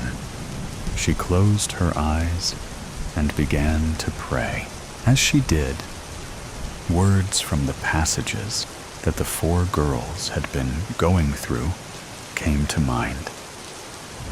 It was a popular verse, seen on stickers and coffee mugs, for such a time as this. Of course, the full verse was a bit more convicting, but that's the part that rang through Hattie's young mind as the minutes turned into hours. There was a clock on the wall behind the shop counter, and it served as a reminder of just how long these people had been standing here. 2:30, 3 hours, and the police had done nothing. "Why aren't they just coming in?" someone asked to Hattie's left. "We're blocking the door. They no doubt have a sniper on the roof, waiting to take the shot. But they can't because they might hit one of us," she responded, her voice low. It had been too long standing here. She didn't want to do this, but she had put it off long enough. She took a deep breath, in and out. It always brought her peace, ever since she read that the name Yahweh was originally written without any vowels, and that in every breath you could hear it being said. Once she took a deep breath, she stepped forward, just a little bit. "What are you doing?" the guy with the gun asked, aiming his weapon at her chest. "Get back in line." "You don't look so good," Hattie said, her voice shaking ever so slightly. "Can I get you a cup of water?" Henry stared at her as he considered this, evaluating, calculating, risk assessing. Hattie was doing the same, taking in the blood soaking into the side of his shirt, the sweat dripping down his face, and the wideness of his eyes. "What's your name?" Henry narrowed his eyes at her. "Hadassah. People call me Hattie." No one called the girl by her real name these days, but she told him anyways. "I just thought that you might feel better if you had a cup of water. Sorry." "Hadassah. Yes, I think a cup of water would help me feel better." "Thank you. Can you get one for me?" Hattie nodded, the weight of her decision settling in. No longer was she glanced over as just another piece of a horde, but now she had been called out. She was in this. It took all of her strength to take the next few steps. All of them brought her closer to a dangerous man who seemingly did not care about her safety. But there was still a little inkling in the back of her mind, a blossom of hope. It slowly bloomed as she poured some water from the tap into a plastic cup and brought it to him. That maybe, just maybe, this would all go to plan. Hope that they would all make it out of this alive. Henry, still suspicious, took the cup from Hattie, but said nothing. She looked back toward the front window, at all the other customers who were looking at her like a madman. Everyone watched with a sort of anticipation as he drank the entire cup greedily. "I need more, please, Hadassah." He handed the cup back to Hattie, and she filled it again and then gave it back. Once he had drunk his fill, he sent Hattie back to the front of the shop. 45 minutes passed. This time, Hattie's voice shook even more when she stepped forward and said, "Excuse me?" "What is it, Hadassah?" Henry asked. But he didn't point the gun at her. "I'm really very sorry to interrupt you like this, but I couldn't help but notice that you're bleeding. I'm training to be an EMT. I could patch you up, if you'd like." Now, if it had been almost any other person in the cafe who asked this, they would have been turned down. But Hattie had somehow managed to find favor in the eyes of this man, and therefore he nodded, beckoning her forward for the second time. "The first aid kit is behind the counter," Hattie said, pointing. He allowed her to go and get it, and when she had, the two of them sat down at one of the tables and got to work while Hattie cut his shirt open so she could clean the wound and examine it. Henry kept his gun trained on the front of the store so that no one would try to escape while he was inconvenienced. "You've been kind to me, Hadassah." "Why?" Henry asked. Hattie pushed her glasses up with the back of her wrist. "I don't think that you're a very bad person. I think that sometimes people get mixed up in bad things, things that grab a hold of them and try to drag them down into the depths of darkness. Sometimes, when something's got a hold of someone, they can't get out on their own. Sometimes, we need to lend a hand to those who are wrestling with evil." "And what if I really am a bad person?" Henry responded. "Well, then, that would make all of us.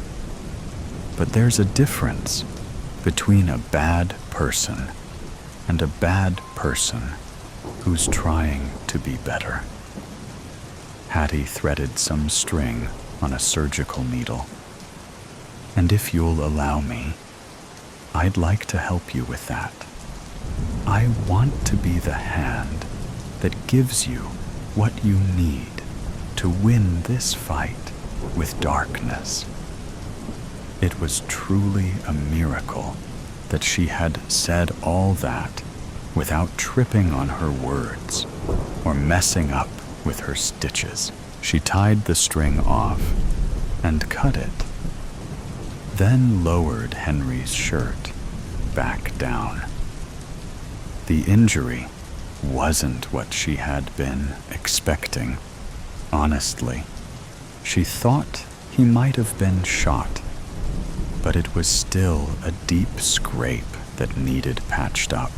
"And how would you do that?" Henry asked, taking her wrist. When he looked at her, Hattie noticed that his eyes were different than they had been. They were searching instead of wandering, passionate instead of crazed. "Help me, I mean." "Well, it could start by the two of us sitting down and having a very serious conversation about what it means to be good or evil and how we can change at all. And then, depending on what you decide, it would probably end with you getting in one of those cop cars and atoning for what you've done up to this point." Henry nodded, and Hattie sat with him, silently asking for wisdom on what she should say. With a steadying breath, she decided to start by explaining the gospel to him, starting at the beginning, like she had been taught to do. She explained how God made the world, made us perfect, but then how we fell into sin. She explained separation from God and what that meant for us in our fallen state.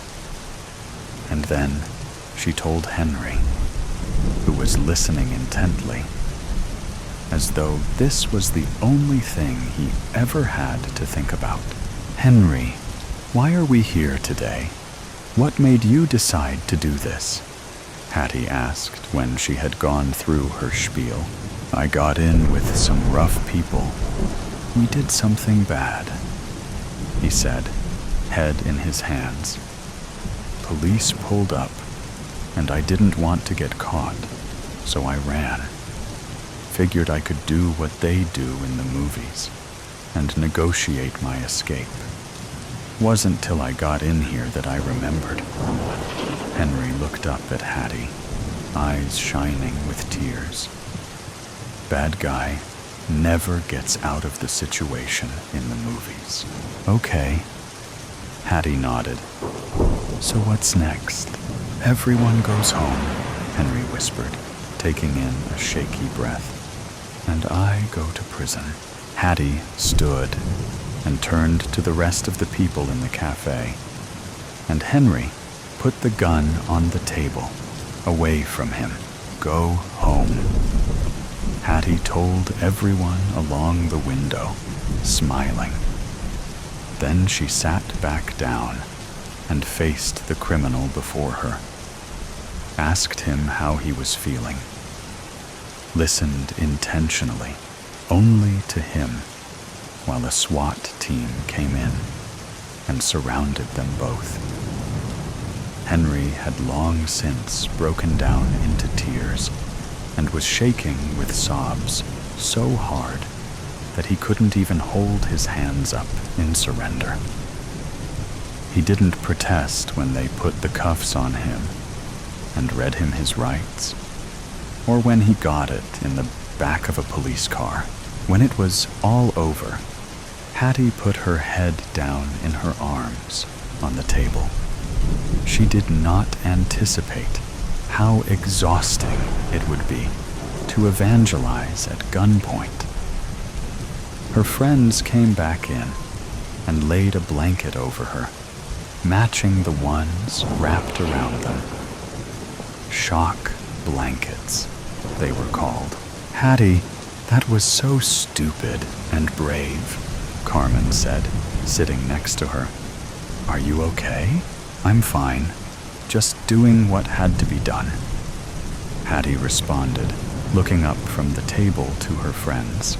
We should go get ice cream, Harper said, then quickly amended, through the drive-through. Hattie snorted, laughing. I have ice cream in my dorm room. Come on. The four girls left the cafe and drove to the college, each separately praying a little prayer of gratitude on the drive over, and then finished their Bible study in the comfort of Hattie's living room, with bowls of chocolate ice cream next to them.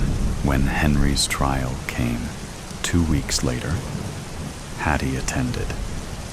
She watched him plead guilty and apologize to the people he had hurt. She didn't visit him in prison, but wrote him letters of encouragement every once in a while. When he wrote back that he had become a Christian, she shared it with everyone in her church. Overjoyed, after a year or so, the four girls decided to try the coffee shop again. And so now, every week for the past 10 weeks, Hattie, along with a new friend named Maya, has gone to the little family-owned cafe for a Bible study with a few of her friends from church. She'd walk in and hear the quiet, uplifting music and the gentle bustle of the few people inside, and smell the fresh ground coffee beans and vanilla. Then Maya and Hattie would see Carmen, who had dyed her blonde hair bright orange since last week, and Harper with her new engagement ring, and Marissa, who was now pregnant. And they'd sit and talk and read and pray, just as they expected to do for the next 10 weeks. In the alley, you never know when or exactly where I, the destroyer, will strike. I respect no one, people, animals, houses, or possessions. Hear me roar as I approach. Dark clouds and sky announce my coming. Witness my violence. Trees fall, glass shatters, puny man-made cars flip over, roofs are ripped off, light poles are bent, There is no stopping me. A storm is coming, Mitzi. I can feel it in my old bones, Gladys Moore said to her cat that morning. Better turn on the news to see if the weather people know anything. Gladys had lived in Grand Island, Nebraska all her life. No stranger to storms, she knew what to do and had ridden out several during her lifetime with only major yard cleanup. She wasn't that worried. She had a cellar. But she hadn't met an F5 yet. Mitzi vigorously licked her ears. Inside the canal, pressure was building. Far away in the distance, her sensitive hearing picked up a rumble of thunder. She raced around the kitchen, her fur standing on end and her tail puffed out. If her person knew what was good for her, she would slide underneath the bed soon. Well, that is, if she would fit. Rusty Booman heard the news. Same county, same general vicinity. A twister is headed our way. Rusty yelled at his brother, Charlie. Clothes and shoes were jammed on. A camera was slung around Rusty's neck. The back screen door slammed. Charlie gunned the Chevy farm truck as dust and gravel flew up behind them on the road. Rusty switched the radio on and listened to the newscaster. "Turn toward Alda," he said to Charlie. Just then, his phone began flashing.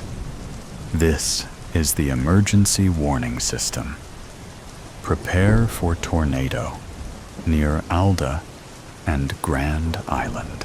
Charlie peered up through the truck window at the sky, where greenish-gray clouds amassed. A stiff wind whistled through gaps in the insulation around the truck's doors. Suddenly, the gale held its breath.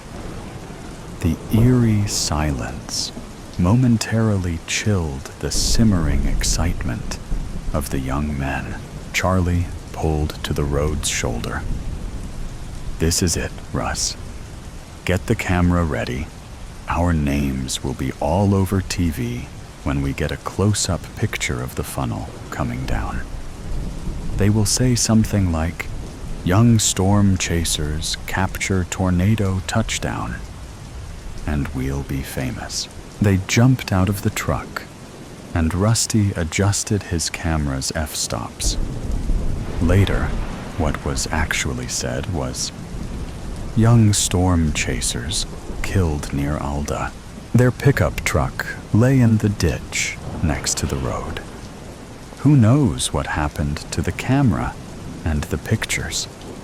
They were never found. "Foolish young men," says the destroyer. "But there is no law that says that people can't be idiots. They got a warning. Even looking at the signs in the sky should have told them I was imminent. No remorse on my part."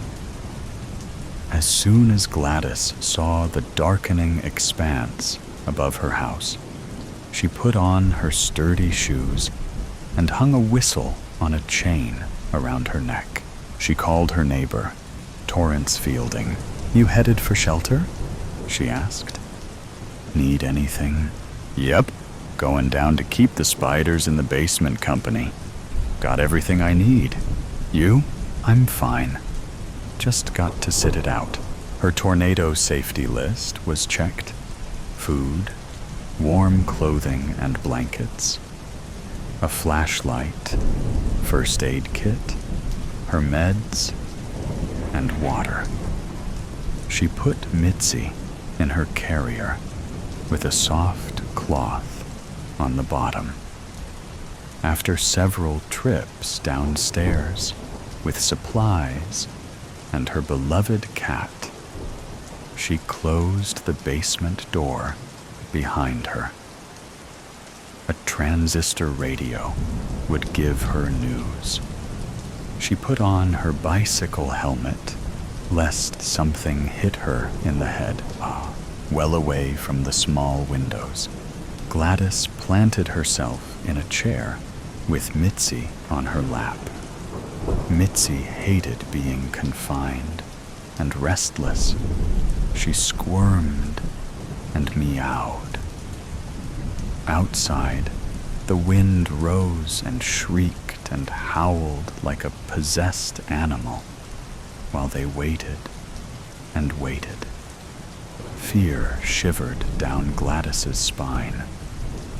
Then a silent lull, somehow more frightening, like the storm was gathering strength for its next onslaught. The house began to shake. Hail rattled down outside like bullets. She covered her head and Mitzi with a blanket. Slam, bang. They could hear wood splintering, objects falling and crashing to the floor above them. Paint cans plunged from the basement shelves, and some ruptured, spattering the cement with color. A suffocating pressure bore down on Gladys's chest. Rising dust made her cough. Her heart pounded, and her breath came in gasps. Panicked, she yanked the covering off herself. Bright flashes of light could be seen through the shattered window panes as the tornado passed over them. Debris from outside whooshed in through the broken windows. Mitzi attempted to claw her way out of her prison, but Gladys held her fast. Had hours passed? Again, an ominous hush after the storm had passed over them. But Gladys sat still for minutes, squeezing the carrier against her shaking body. Mitzi let loose a yowl. "We're safe, sweetie." "We made it." Slowly, Gladys stood. Her shoes crunched over broken glass, blown clear across the floor. Avoiding the paint puddles, she grasped the handrail with one hand and climbed the stairs to the door leading back into her house. It would not open. She jiggled the handle. Nothing. She set Mitzi down on the stairs and pushed her weight against it. Wouldn't budge. No way could she crawl out those dinky basement windows. Anyway, she'd be cut to pieces. Wasn't there a hammer down here somewhere? Yep, it had fallen from its perch on the pegboard. My strength isn't what it used to be. These doors were made solid. Not such a great thing right now. She kept hammering without much result. Sweat rolled down her face. She should be glad she'd survived. But now being trapped was scary too. Mitzi wasn't helping. Her plaintive cries grated in Gladys's ears and made her more on edge. She set her weapon down and rubbed her forehead. To her surprise, her fingers came away bloody. When had she got injured? Now it hurt. But when she looked down, her eyes rested on her whistle. She blew with all her might, while Mitzi flattened her ears. Hours later, when Torrance was able to exit his own house, which had been flattened by the big oak in his yard, he hurried to Gladys and heard her now faint whistle. He shook his head in wonder. One wall with a door stood. Otherwise, her house was a pile of rubble. "I hear you, Gladys," he shouted. "I'm going to get you out." The destroyer laughed as he barreled down the countryside, wreaking devastation as he went. Even the people like Gladys, who planned ahead, aren't completely safe from me. I demolished her house. She's homeless now. But like others, she might rebuild. Spawned by a thunderstorm, I'll gather strength again soon and plunder this same area. Crazy people. There's a reason why they call it Tornado Alley, the cemetery's keeper. There once was a man, and he used to be known as the cemetery's keeper. He would wash the stones and make the graves intact with new paint jobs and flowers. He would be seen sitting down talking to the stones. While he ate his lunch, it was a different stone each day. Everybody thought he was creepy. He wore black every day, like he was about to attend a funeral. A full suit and tie. Even in the summer, he would watch everyone from afar that went past, especially those who came in. He would hide near the trees and light up a cigarette. You could hear him choke from a mile away. That's how everyone knew he was there. The coughing. He helped the community by doing his job and keeping it clean, but he would never get recognized for it. It was a hard job. Nobody knew his family. They knew he was watching them. He hung around the graveyard at night to stop the youngsters from vandalizing the stones. But he had to be careful, as they were loud and in groups, and could possibly be holding a weapon. He would just scrub it off when they left.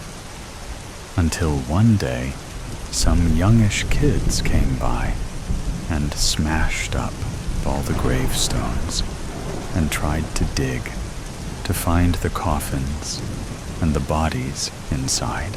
The next day, he was found dead, lying among the gravestones, with his head in a bucket of water, what he was cleaning with. Whoever it was drowned him, and they had a purpose. There was a rumor going around saying that he hurt some children, but that was a lie. I'm Detective Susan Baker, and I took over this case. Two things were obvious, one being the fact that this was foul play. The other, I think I know who did it, and I needed him to confess. This fella I speak of has just gotten out of prison for murdering someone 5 years ago. He only got 5 bloody years. Pathetic from the justice system's side. But nobody showed up at court for him. His record was clean. He had never done a bad thing in his entire life. He had strangle marks around his neck. When I found him, he was cold. He had been beaten before he drowned. The coroner said he was definitely strangled to death. He had knife marks on his rib cages and a big one marked on his throat. Whoever killed him really wanted him to die. They collected the DNA and matched it with the strangle marks. Whoever it may have been left dirty scratch marks. With the gunk left under their nails, we found a match, just who I thought it was. The man has just gotten out of jail, and he got bail to his mother's house. He had nowhere else to go. He had a big group of friends that committed crime all over the area. The crime rate was bad without them. Hopefully, my partner, Sir John, and I could take down who did it today. It was going to be a long one, which meant that we wouldn't be with our families today, which was Christmas Eve. I wasn't expecting that. The boss said we could go, but once again, we had to protect the city. I put up so many Christians' lights this year, hoping to not have them vandalized too.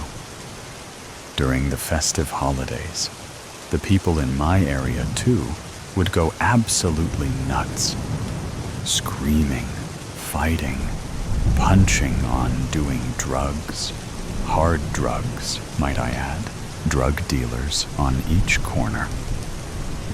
The lowest act was burning someone's house down on Christmas Eve, leaving them with nothing.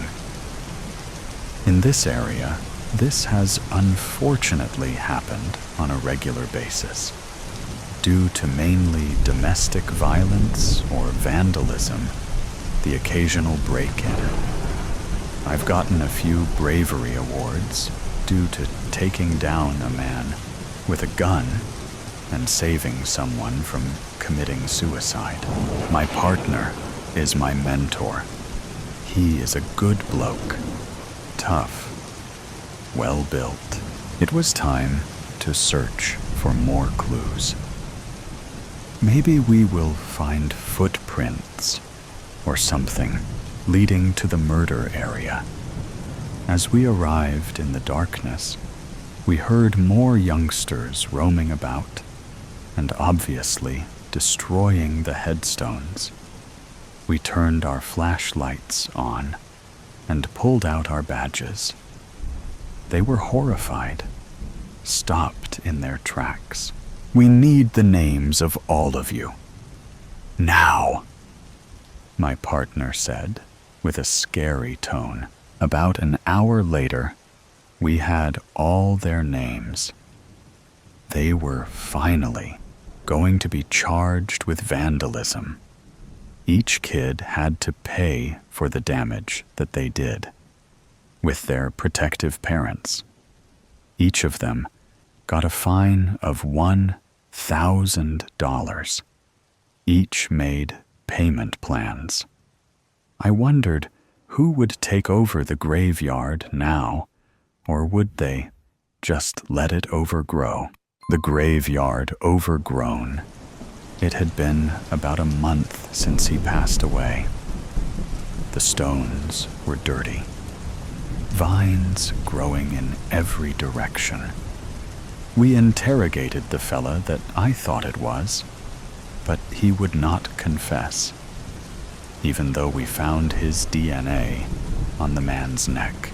He said the old man kissed me, and I put my hands on his throat, but he didn't die. Last time I saw him, he was alive. I didn't kill him. I knew that was a lie, because the old man didn't go near anybody, because they could be armed with a weapon. We found a couple of footprints. We matched it with the same shoes, but he still would not confess, even after a violent interrogation. We showed him pictures of the old man's crime scene. He looked away. We made sure that we got a warrant out for his arrest. We found the murder weapon after a big search in the creek. He had dumped it in there. He had no remorse. He had his poker face on. He was put in a cell for attempted murder up until his court hearing. The cabin in the cave.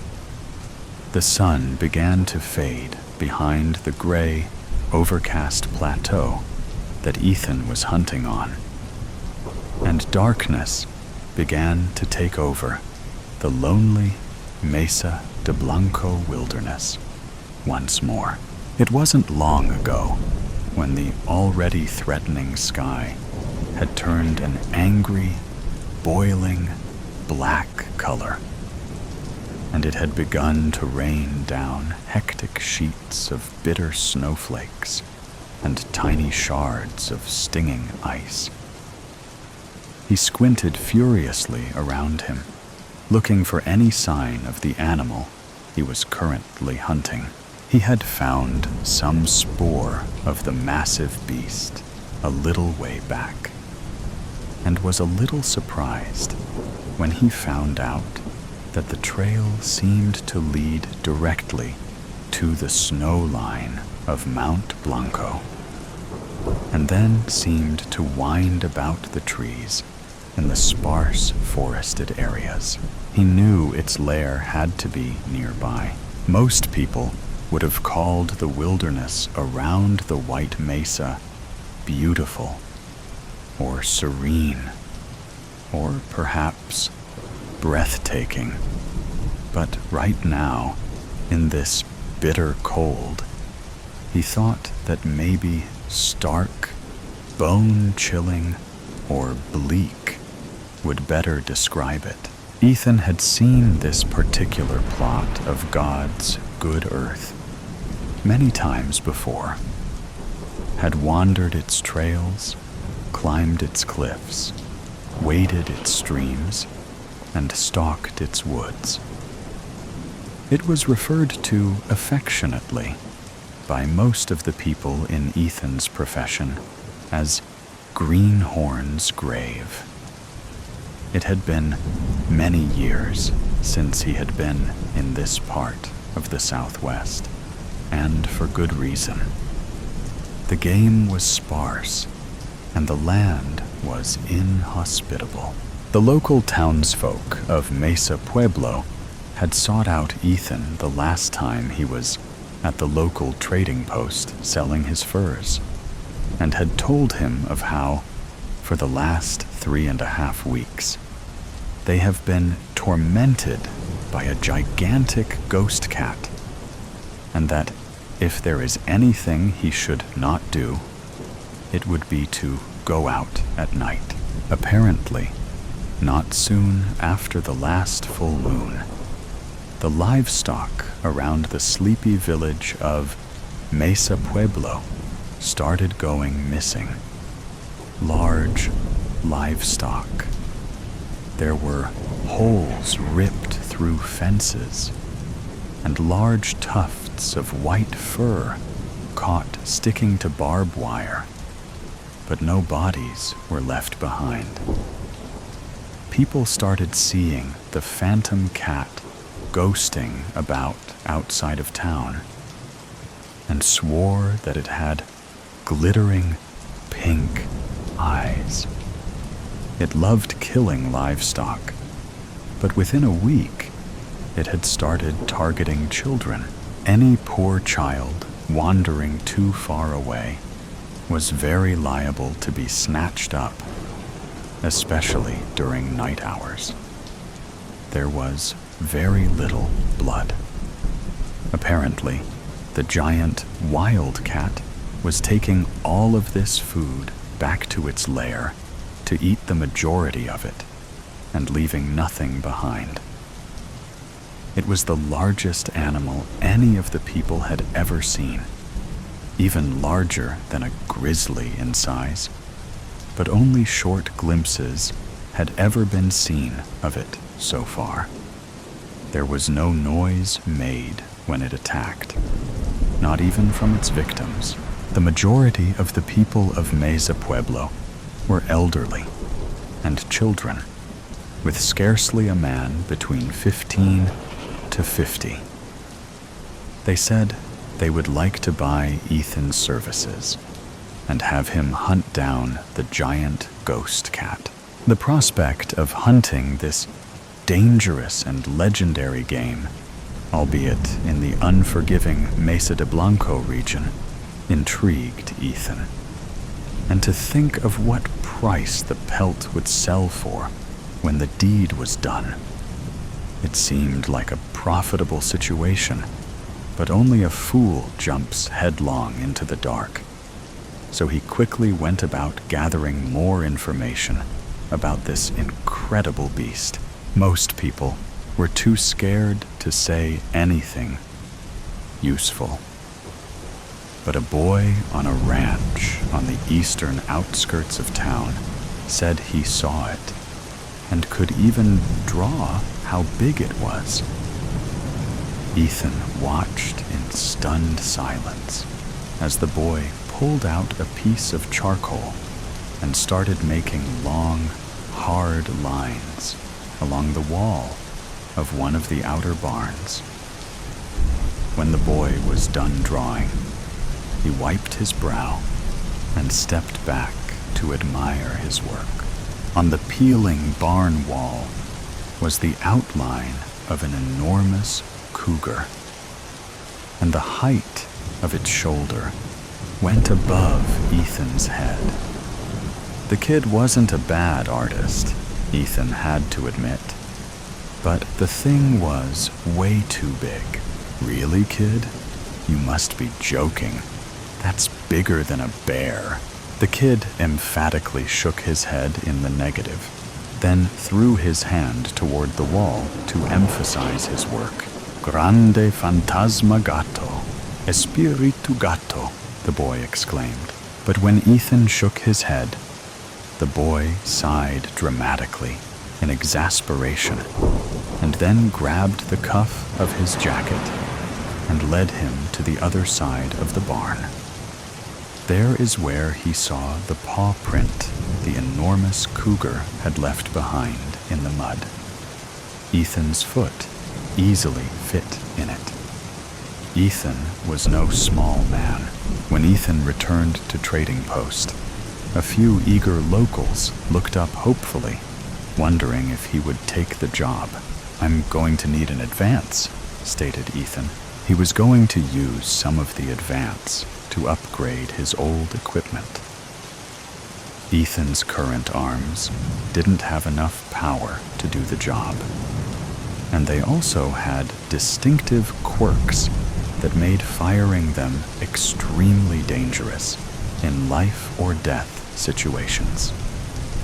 If he was going to do the job, he was going to do it right. A few minutes later, after meeting with the elder chief and obtaining the advance, Ethan was at the local gun shop.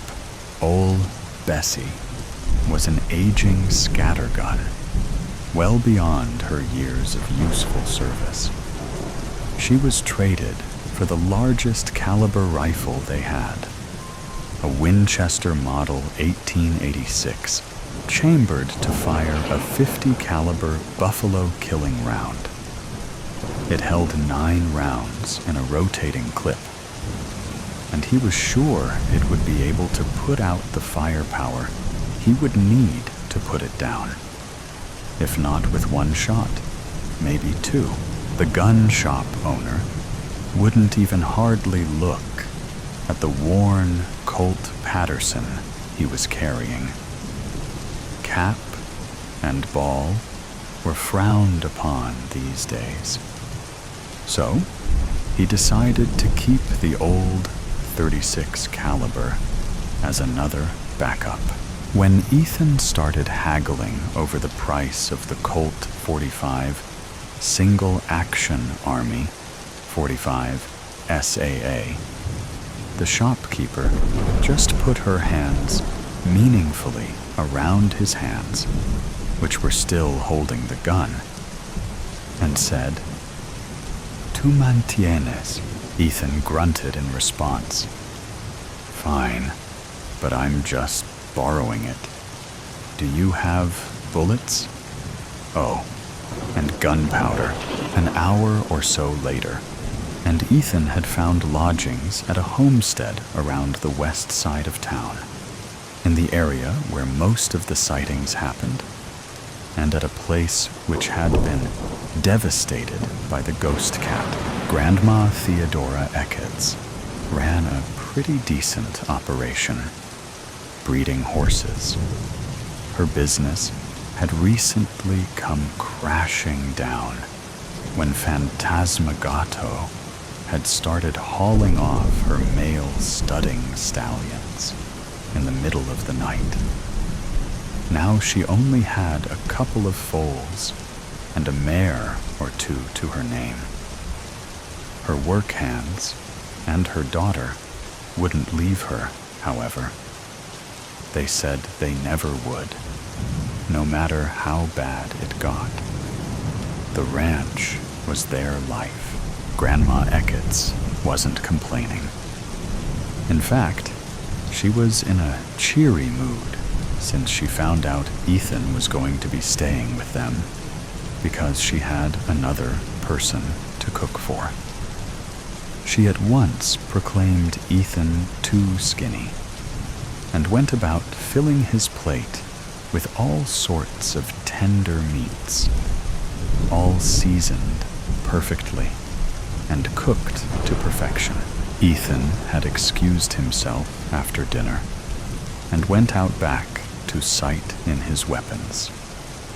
He placed several cans and bottles on various posts around the main barn area, and then cut a circle in the side of the barn itself to serve as some basic targets. The trapper smiled to himself as he began to twirl the .45 Colt SAA around his right index finger. Then he twirled it a little faster. Then he switched hands and continued to twirl with his left, all in one fluid motion. Then suddenly, the gun ceased moving and the barrel aimed directly at the nearest bottle. Ethan fired from the hip, and the bullet cored into the fence post below the target bottle. He fired again, and it went wide. On the third shot, the bottle exploded. Ethan finished with a last twirl and replaced the SAA in its shiny new hip holster, all in one smooth movement. Clapping could be heard from behind him, and then a low whistle.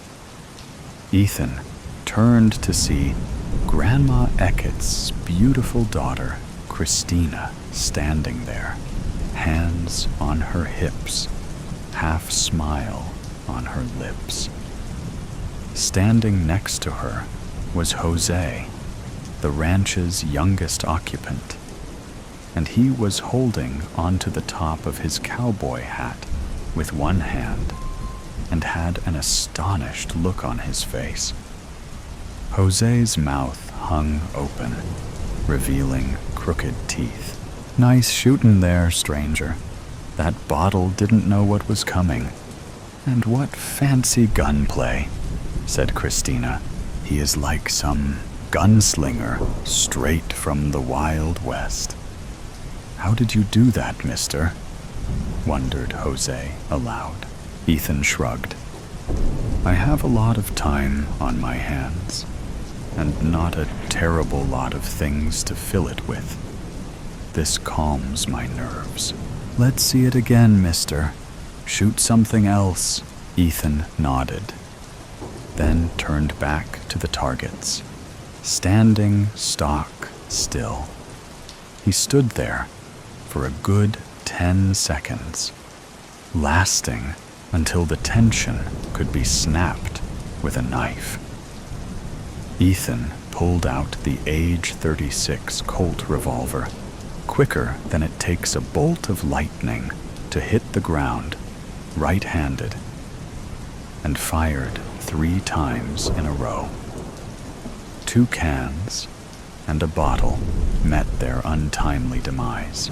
Amazing, cried Jose, visibly awed.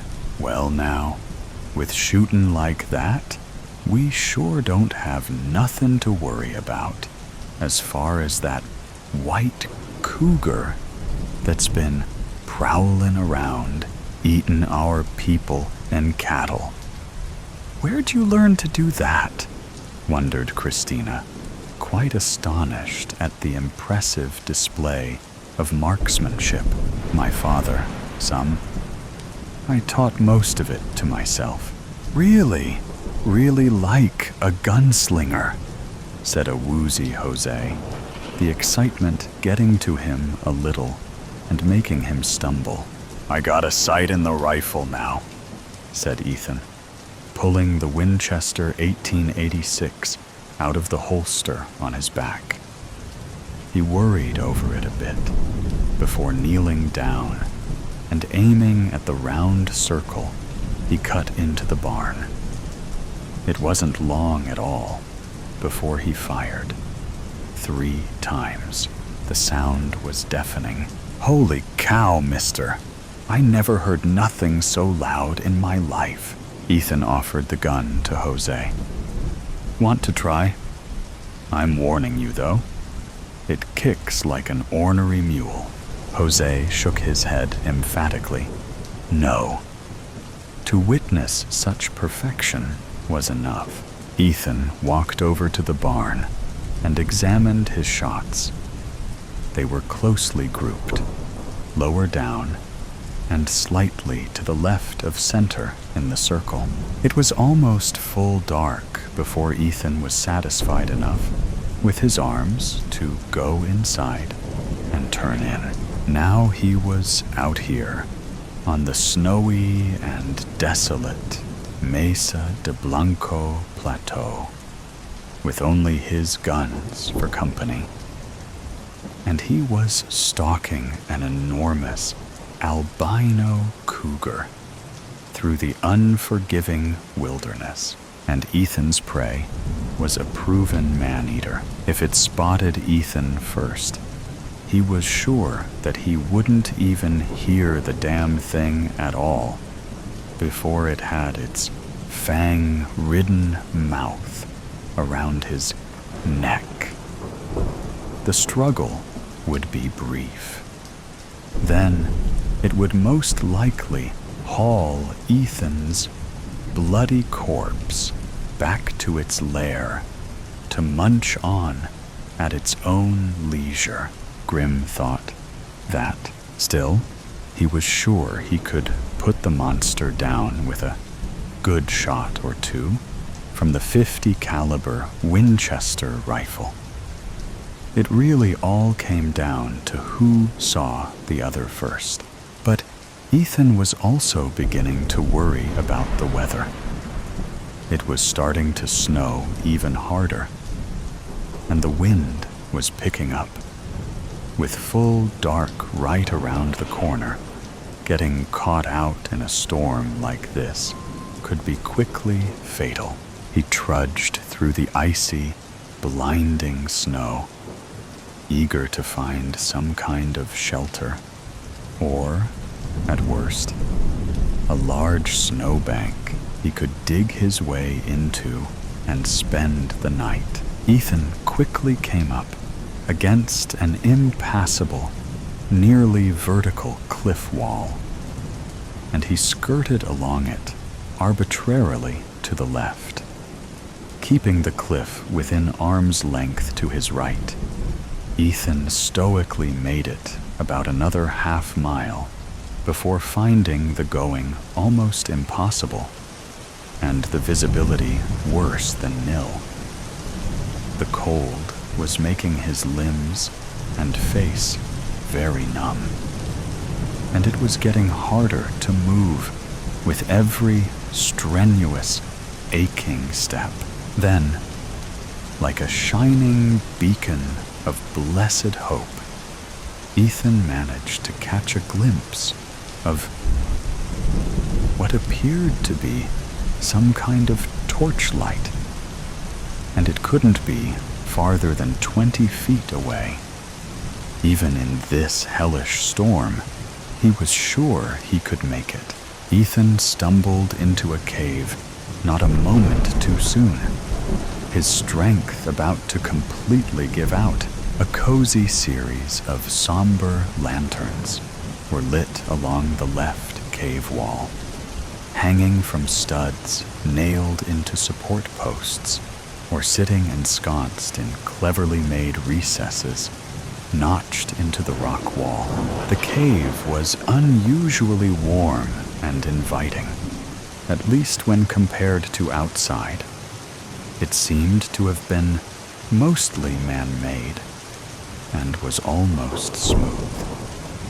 Such was the care that had been made when the tough, mineral-streaked rock had been picked at and blasted thoroughly by dynamite, by at least several men for a very, very long time.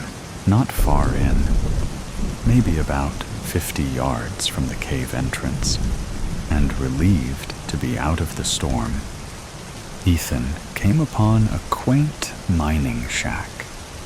Its wooden planks built right into the side of the shaft itself. The door to the shack was wide open and was hanging at a severe angle, nearly off its hinges. Ethan also noticed there were some scratches on the wall near the door jamb, but his brain was becoming foggy, and it didn't completely register. He was just so god-awfully cold and tired. There had to be some kind of boudoir or chair in that old shack that he could sleep on, just for a little while, until the storm passed and daybreak came. The weary trapper stumbled into the cabin and ineffectually tried to close the broken door behind him. He soon gave up and looked around the room in slumped lethargy. It was dim in here. Only one low-lit lantern on a makeshift wooden table in the center of the room. There was only one other piece of furniture, which was a tattered cot in the corner of the room. But at least it seemed to be roomy enough to sleep two normal-sized men comfortably. Ethan put the rifle down in a clumsy motion on the center table, then lurched over to the bed in order to lie down. He had barely gotten his boots off and leaned his head back on the straw-filled pillowcase before he drifted off into a deep, seemingly endless sleep in which no dreams came. The last thing Ethan noticed before entering the warm sea of immeasurable darkness was that the bed smelled alarmingly like cat urine. Ethan awoke to find a half-ton of murderous, purring feline on top of his chest, apparently not shy to use Ethan as a bed warmer, sleeping the night away peacefully on what felt like a very full stomach. I should have known better, Ethan thought bitterly, as he eyed the massive canines poking awkwardly out of a foul-smelling cat jaw, not inches from his face. He could see tiny bits of meat still stuck in its oversized fangs. It didn't look like it could close its monstrous overbite. And right now, the thing was sawing logs away in a loud and sonorous, purring rumble that vibrated Ethan's chest. Its eyes were closed. Maybe. His arms were pinned to his side, and he knew he wouldn't be able to reach the SAA with either hand, because the holster was in the wrong place to grab it under the mass of white fur and teeth that nearly smothered him. The rifle was a no-go. Not until he got this cat off him. The .36 Patterson, however, Ethan drew the .36 in one smooth, slow motion of his right hand, barely even rustling the beast cougar's shaggy fur coat before thrusting the barrel into the cat's side and firing off 3 shots as fast as he could. The effect was instantaneous, loud, and very bloody. The cougar leapt to its feet and staggered off the bed before jumping back in shock. It knocked over the table and sent the rifle and lantern crashing to the floor, shattering it and leaving a burning puddle of kerosene. The enormous ghost cat faced Ethan with its bulbous, pink, glittering eyes, staring hatefully at him through the haze of gun smoke from the .36. It kept its wounded side carefully toward the rocky cave wall. Ethan wiped warm cougar blood off his bearded face. This was going to get ugly. It was somewhat dim in the cabin, the only light coming in through the broken door and the tiny lake of fire burning in the center of the room. And the shadows abounded, merged and commingled in a dizzying fashion. Ethan pulled the .45 single-action Army from its holster and aimed it directly at the snarling beast's skull with deadly precision and a steady arm. "Good night, Espiritu Gato," said Ethan under his breath as he pulled the trigger. Thunder boomed.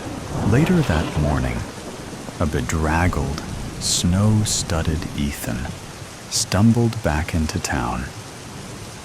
The townsfolk gasped when they saw how his leathers were slashed deeply by what looked like a monstrous beast's paw.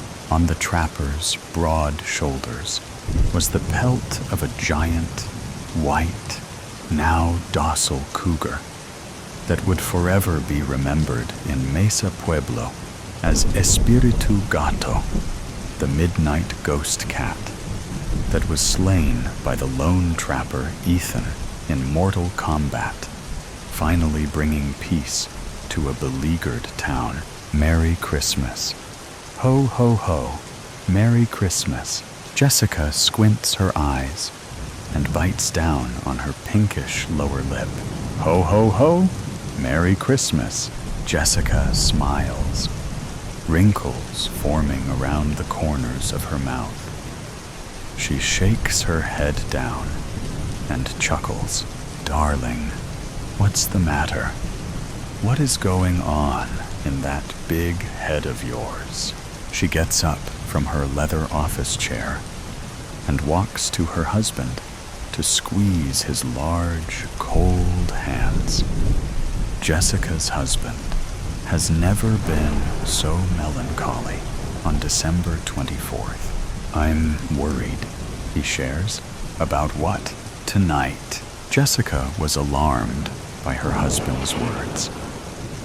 In the 4 centuries, her husband has been delivering presents and joy to children all around the world. She has never heard him say those words. What is there to worry about? The elves are organized. Everyone has been getting along. The reindeer are so excited for tonight and full of energy. Rudolph's nose is shining brighter than ever. I think we could shut off the headlights on the sleigh to save energy. Jessica, it's not that. Is it him? What? The Grinch? I do not know what he's up to right now. Jessica searches for the answer in her husband's eyes, but all she sees is her reflection. She drops his hands. Now you are starting to worry me. You need to tell me what is going on, Jessica says sternly. I simply do not know. I just feel unusual. Is it me? Jessica asks. Nicholas doesn't answer. Mr. Claus? Mr. Claus? Jeannie the elf asks aggressively. Nicholas perks up from his dazed state and looks around.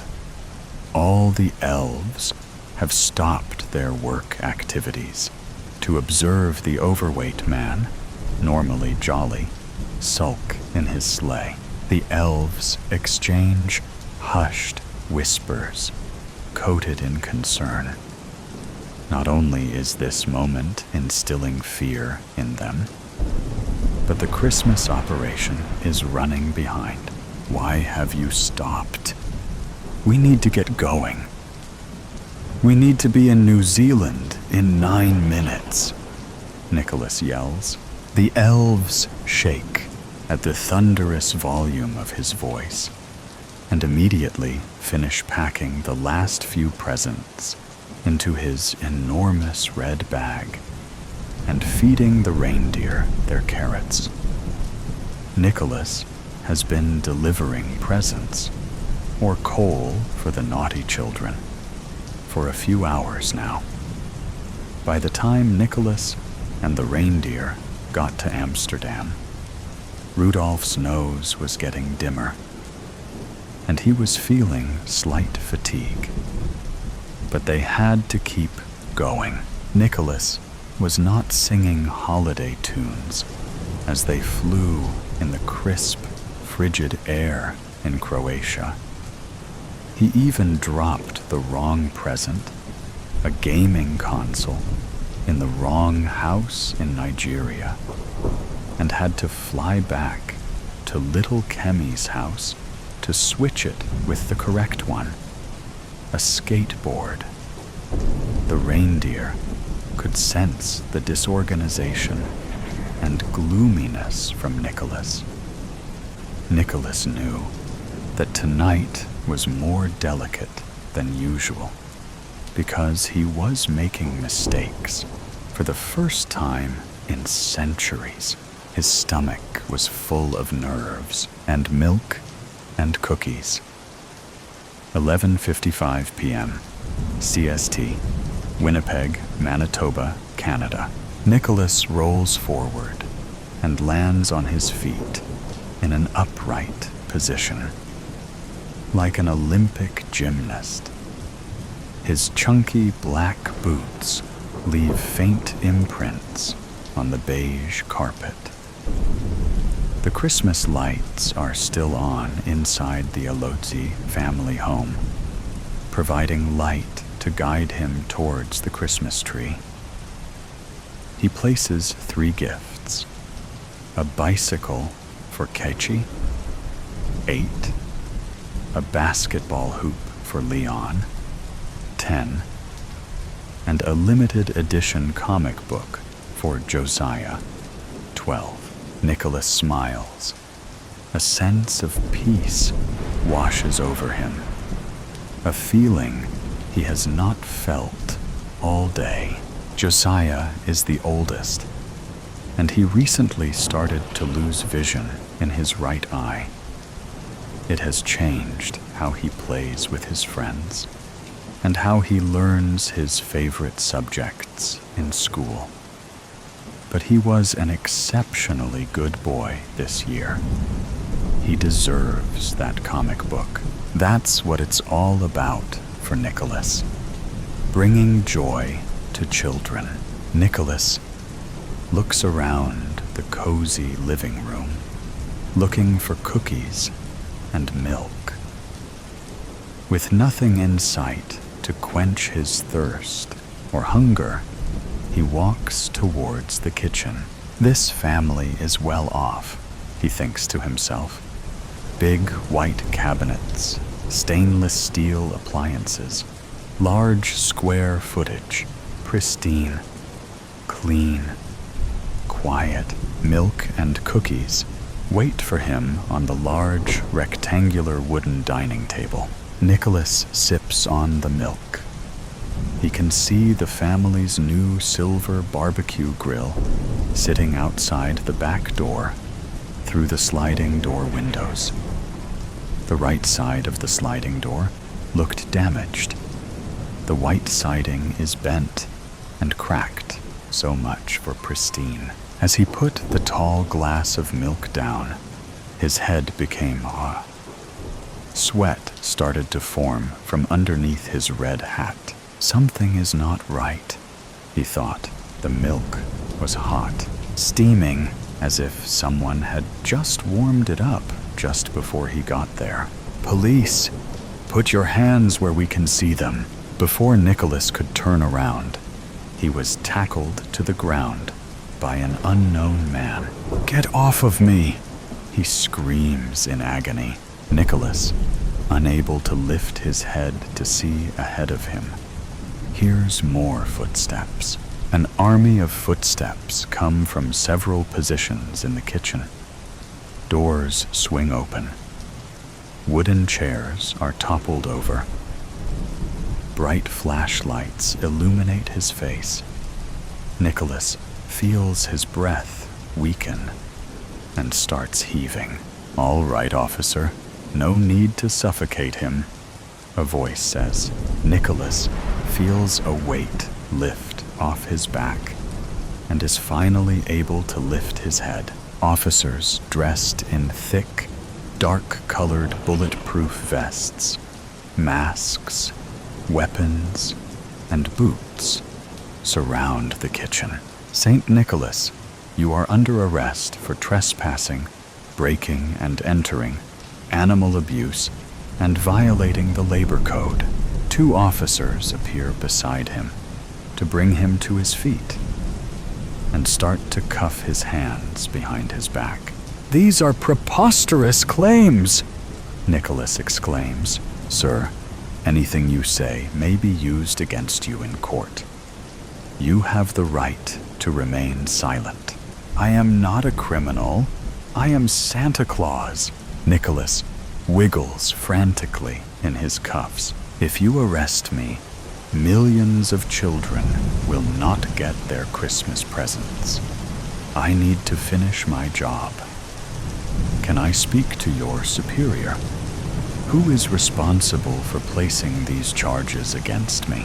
A sinister silence comes. The officers turn their faces away from the now red-faced Nicholas towards a corner of the kitchen. The pantry, it opens with a creak, and a quiet, cold breeze sweeps through the kitchen. A trapped cry can be heard in the large pantry. Nicholas's eyes cannot believe what he is seeing. A mother, stepfather, and 3 kids, the Alozi family, are bound together, not with the joyful spirit of Christmas, but by dry, brown rope.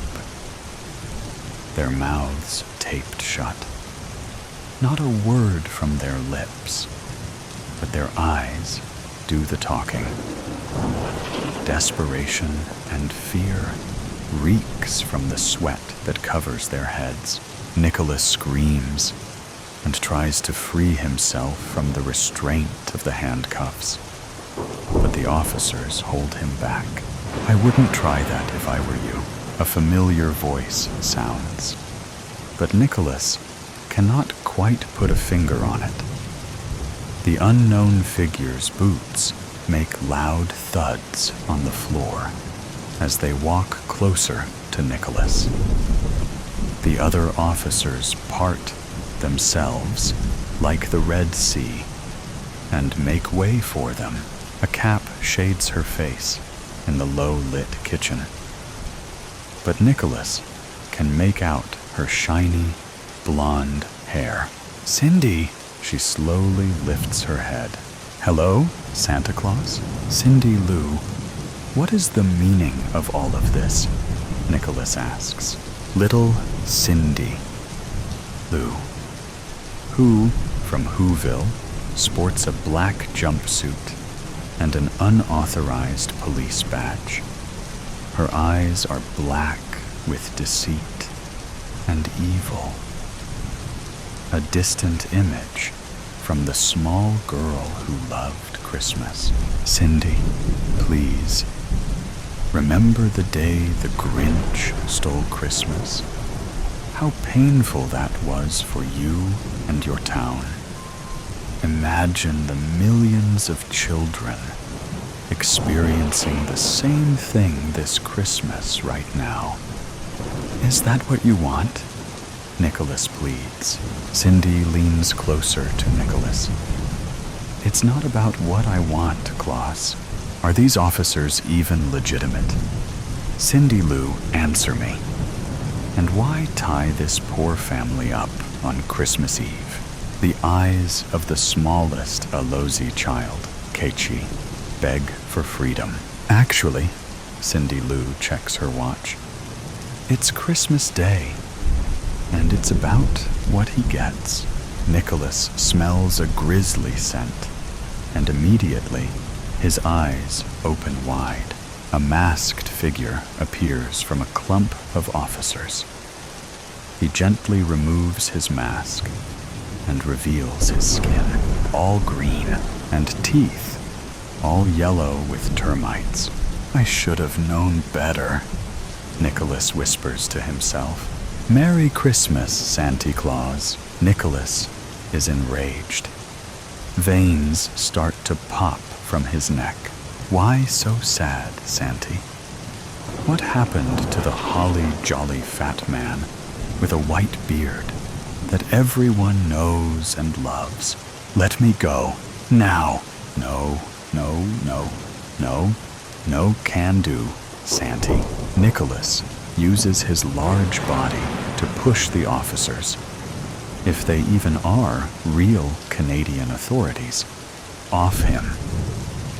They fall to the ground, but Nicholas is still surrounded by several angry officers, ready to take him down. Cindy waves her gloved finger, instructing the officers to pounce on Father Christmas. A struggle ensues, and Nicholas is forced to the ground again. He fights with all his will, yelling and kicking with the most power an almost 2,000-year-old man could. Stop resisting, one officer demands. You need to comply, sir, another one says. Punch his fat belly if you need to. Or even better, kick his head, Cindy commands. Nicholas weakly lifts his head, and his fearful eyes drift towards the vile, green-skinned monster beside Cindy. He shows all his 55 crooked, revolting teeth. A bad banana. Suspect has his hand on a weapon, the monster shouts. Nicholas furrows his bushy eyebrows in confusion. He thinks to himself, I do not have my hand on a green Glock 17 appears between Nicholas's eyes, and it fierce with a deafening rumble. Ho, ho, ho, Merry Christmas, the Grinch hollers, on loop. Maverick Kotzen, 12/27/24, on loop. It was less than an hour after my surgery that I realized I would never be able to forgive my surgeon. Merely a week prior, I had walked into my surgeon's office to go over the final details leading up to the procedure. What to eat and drink beforehand. What to not do. And a reiteration of the risks in order to confirm that I really wanted the procedure.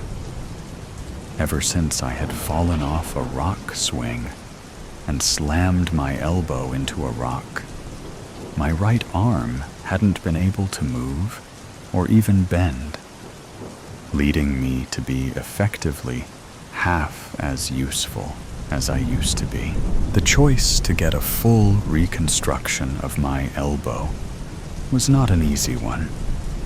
The way it had broken, there were far less invasive and safer procedures that were available to me.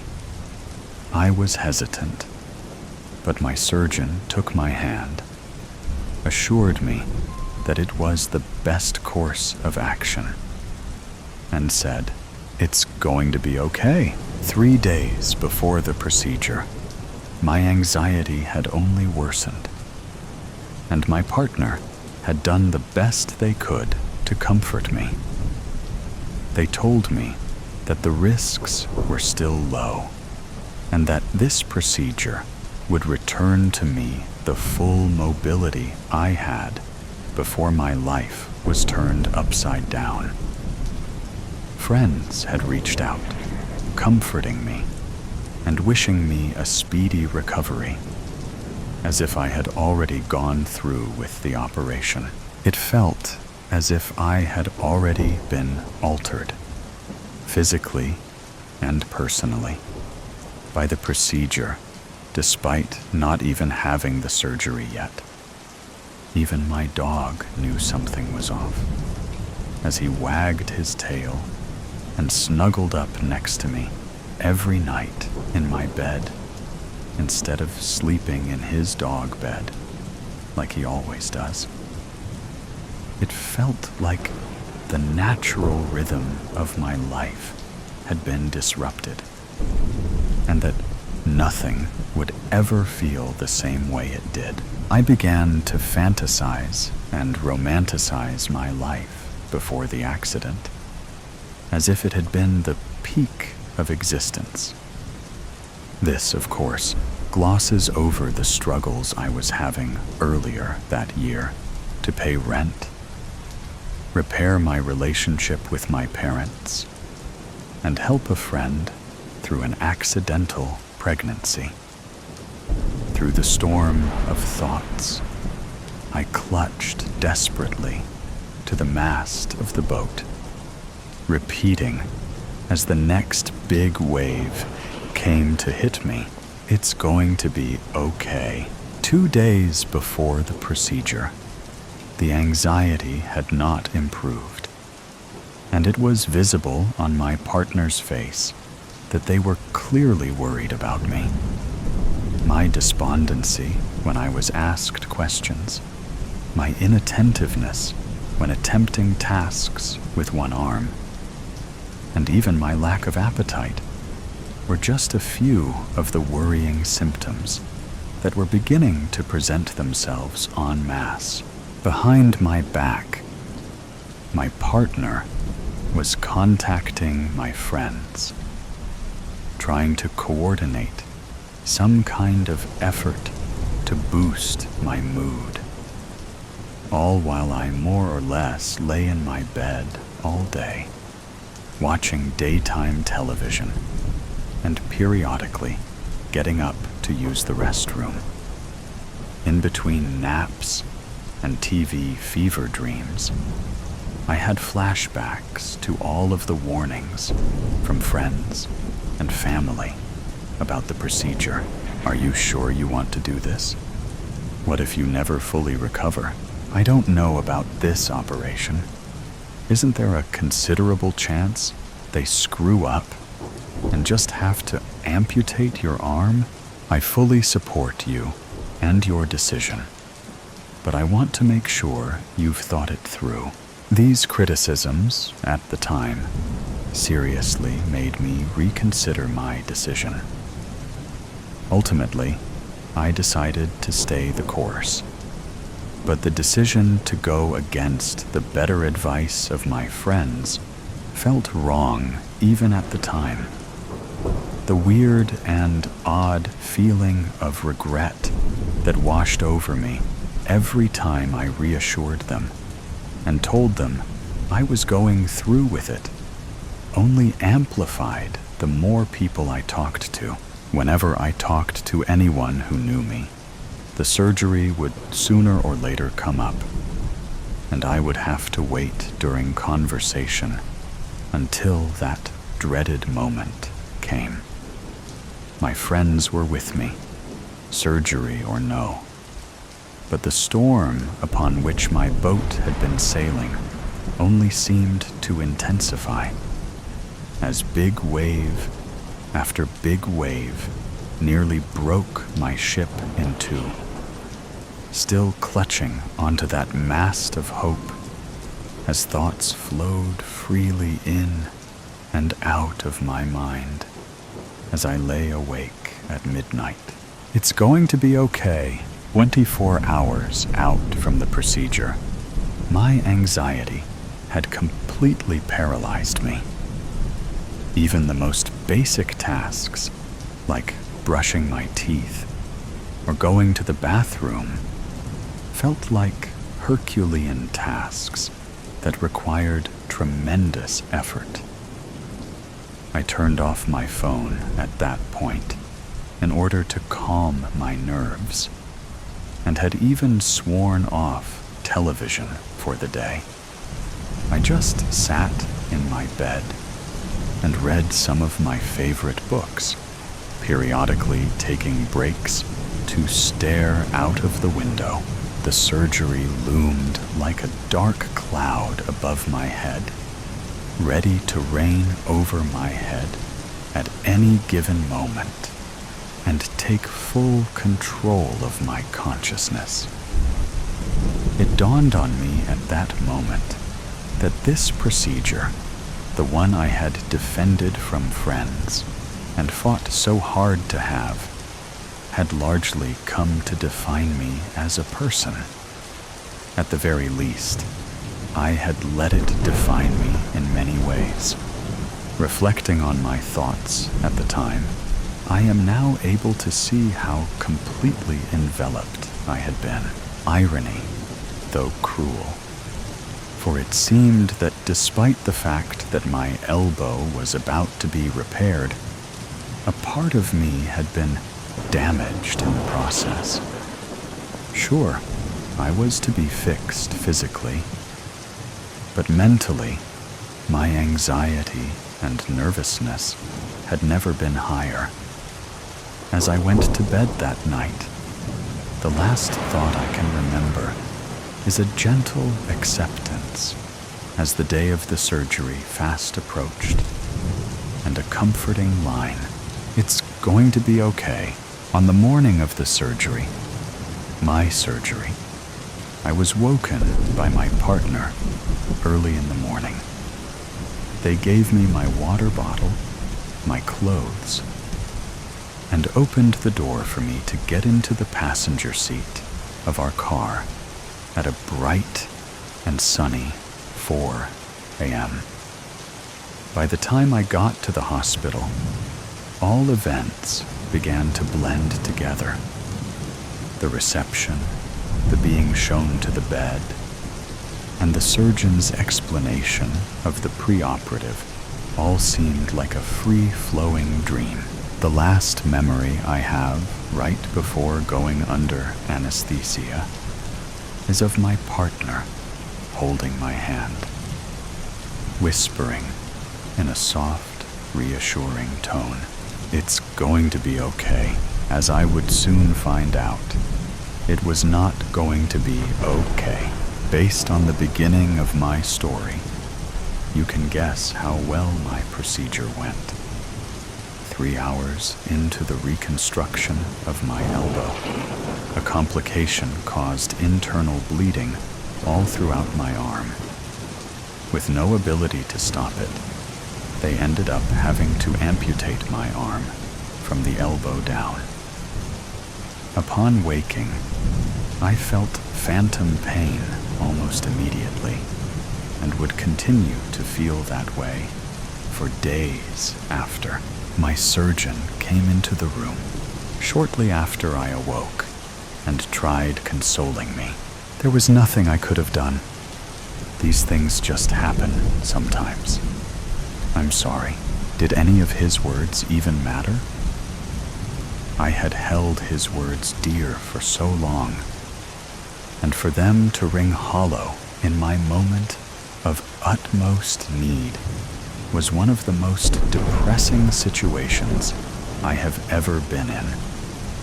My partner, in between crying sessions, attempted to reassure me.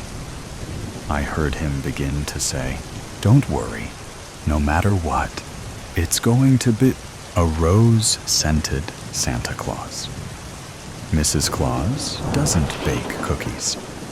She doesn't prepare any dessert at all, for that matter.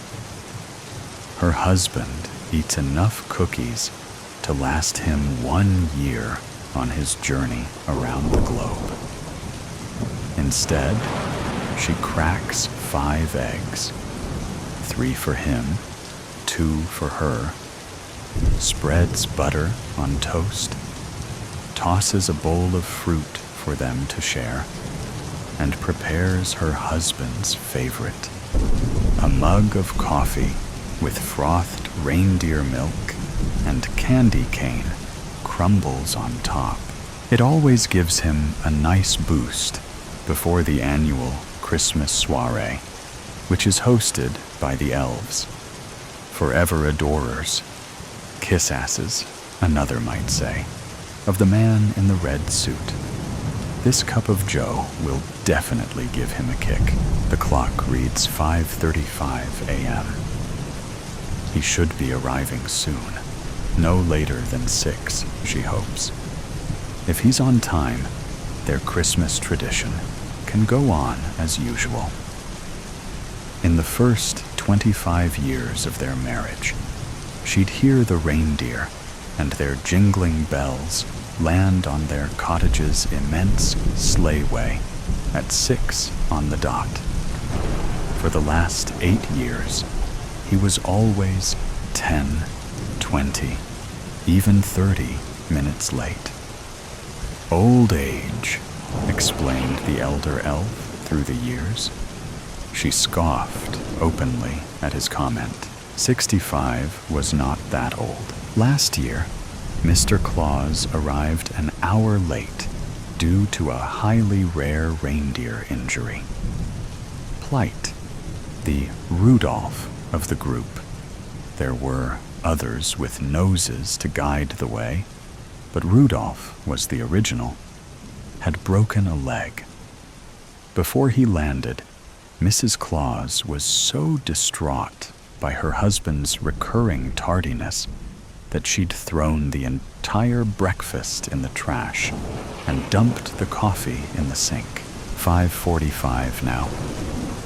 She should soon be hearing Santa's ho ho ho as he slows his sleigh in the sky. She doesn't. But her anger is now water underneath a frozen layer of cool indifference. She grabs the coffee pot and pours 2 cups now, prepares his, then lays it on the pine tree-shaped coaster. 5:50. 6:00. 6:01. She waits at the table. At 6:25, Santa Claus lands. From inside, she hears the elves cheering, clapping, celebrating. No doubt they're all wearing their best elf suits, midnight black and made of pure wool, ready for the party that starts in 45 minutes. Mrs. Claus stopped going out to greet her husband 3 years ago. Old age and whatnot, she told the elder elf with a stiff, sweet smile, whose reply was merely an awkward smile and hesitant nod. Mrs. Claus waits at the circular wooden table on the chair that faces the door of their small cottage. Just a minute later, better to walk past those elves, lest they talk your ear off, the door opens, and in walks the man of the hour. Noel, known to her and some close friends, smiles. She knows what he's going to say next, because it's the same thing he says every year. Mrs. Claus deepens and roughens her voice to imitate her husband as he says, "I can't wait to shave this damn thing off." Noel laughs, and she does too. She still does love this man very much. Nothing, no one, could ever snatch that feeling away from her. Noel loves being Santa. She still remembers the pride on his face, mixed with shock and sudden nerves, when the elf jury chose him for the task. This was way back when he was Noel Fable, and she, Winterfrost, back when they'd only stolen a kiss or two and were too shy to hold hands in public. She'd never imagined she'd be Mrs. Claus, and certainly never thought about how their lives could look 28 years later. They selected him just 1 hour after Nick Claus had passed away at 75. It was, and had to be, a swift process. She'd wondered what it'd feel like if her husband died, and just 60 minutes later, people were lining up to replace him. She also thought about who it'd be. Perhaps Elliot Ryder, the young man who'd fixed up Plight's leg last year. She quite liked Elliot. He was the only one who was honest with her and told her that the only reason Plight would injure his leg, the others left unscathed, would be because he didn't want to land on a certain roof. Despite popular belief, reindeer are not loyal to the man with the bag himself, but rather the cause of Christmas itself. In fact, she too might say that she was dedicated to the cause, if need be. So why wouldn't he want to land? Elliot had asked her. She'd merely shrugged, because that was none of his business. She'd be replaced too, of course. If the new Santa had a honey, then it'd happen immediately. If he was single and ready to jingle, then later.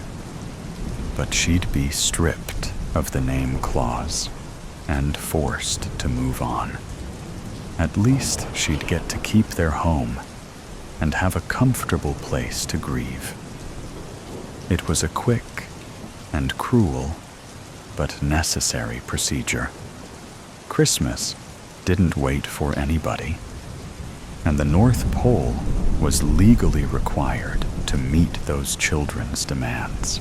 "Come sit, my love," Mrs. Claus says, patting the seat of the empty chair beside her. Noel obeys and moves closer to her. Before sitting, he leans in and gives her a sweet kiss on the cheek. The first time that Mrs. Claus smelled roses off his puffy white beard, she didn't question it. The third time, it had made her eyebrows furrow, but they'd had breakfast, and she'd moved on. The fourth time, suspicion came. Only confirmation followed in the next years. A perfume that didn't belong to her, that didn't actually exist on the North Pole at all, where there were only cinnamon, hot chocolate, pine, and other related scents. the tardiness, and the incident last year only added to the pile of evidence. He threw in the logs and the kindling. Add a flame, and what else could you get but a fire? The scent now makes her knuckles turn white as snow against the mug's handle. My favorite part of the day, Noel says as he finally sits. He reaches for the coffee cup, and Mrs. Claus only stares with a smile that looks like a sticker someone threw on her face and stuck. It doesn't take one sip. He tells her about his night, skipping over certain details she imagines. Not that she wants to know. And together they eat. She finds that she has no trouble swallowing the eggs, chewing on the toast, even sipping her coffee. Not even when Noel starts slurring his words while talking about the best cookie of the night. She places the mug down with a soft thump as the slurs become choking sounds.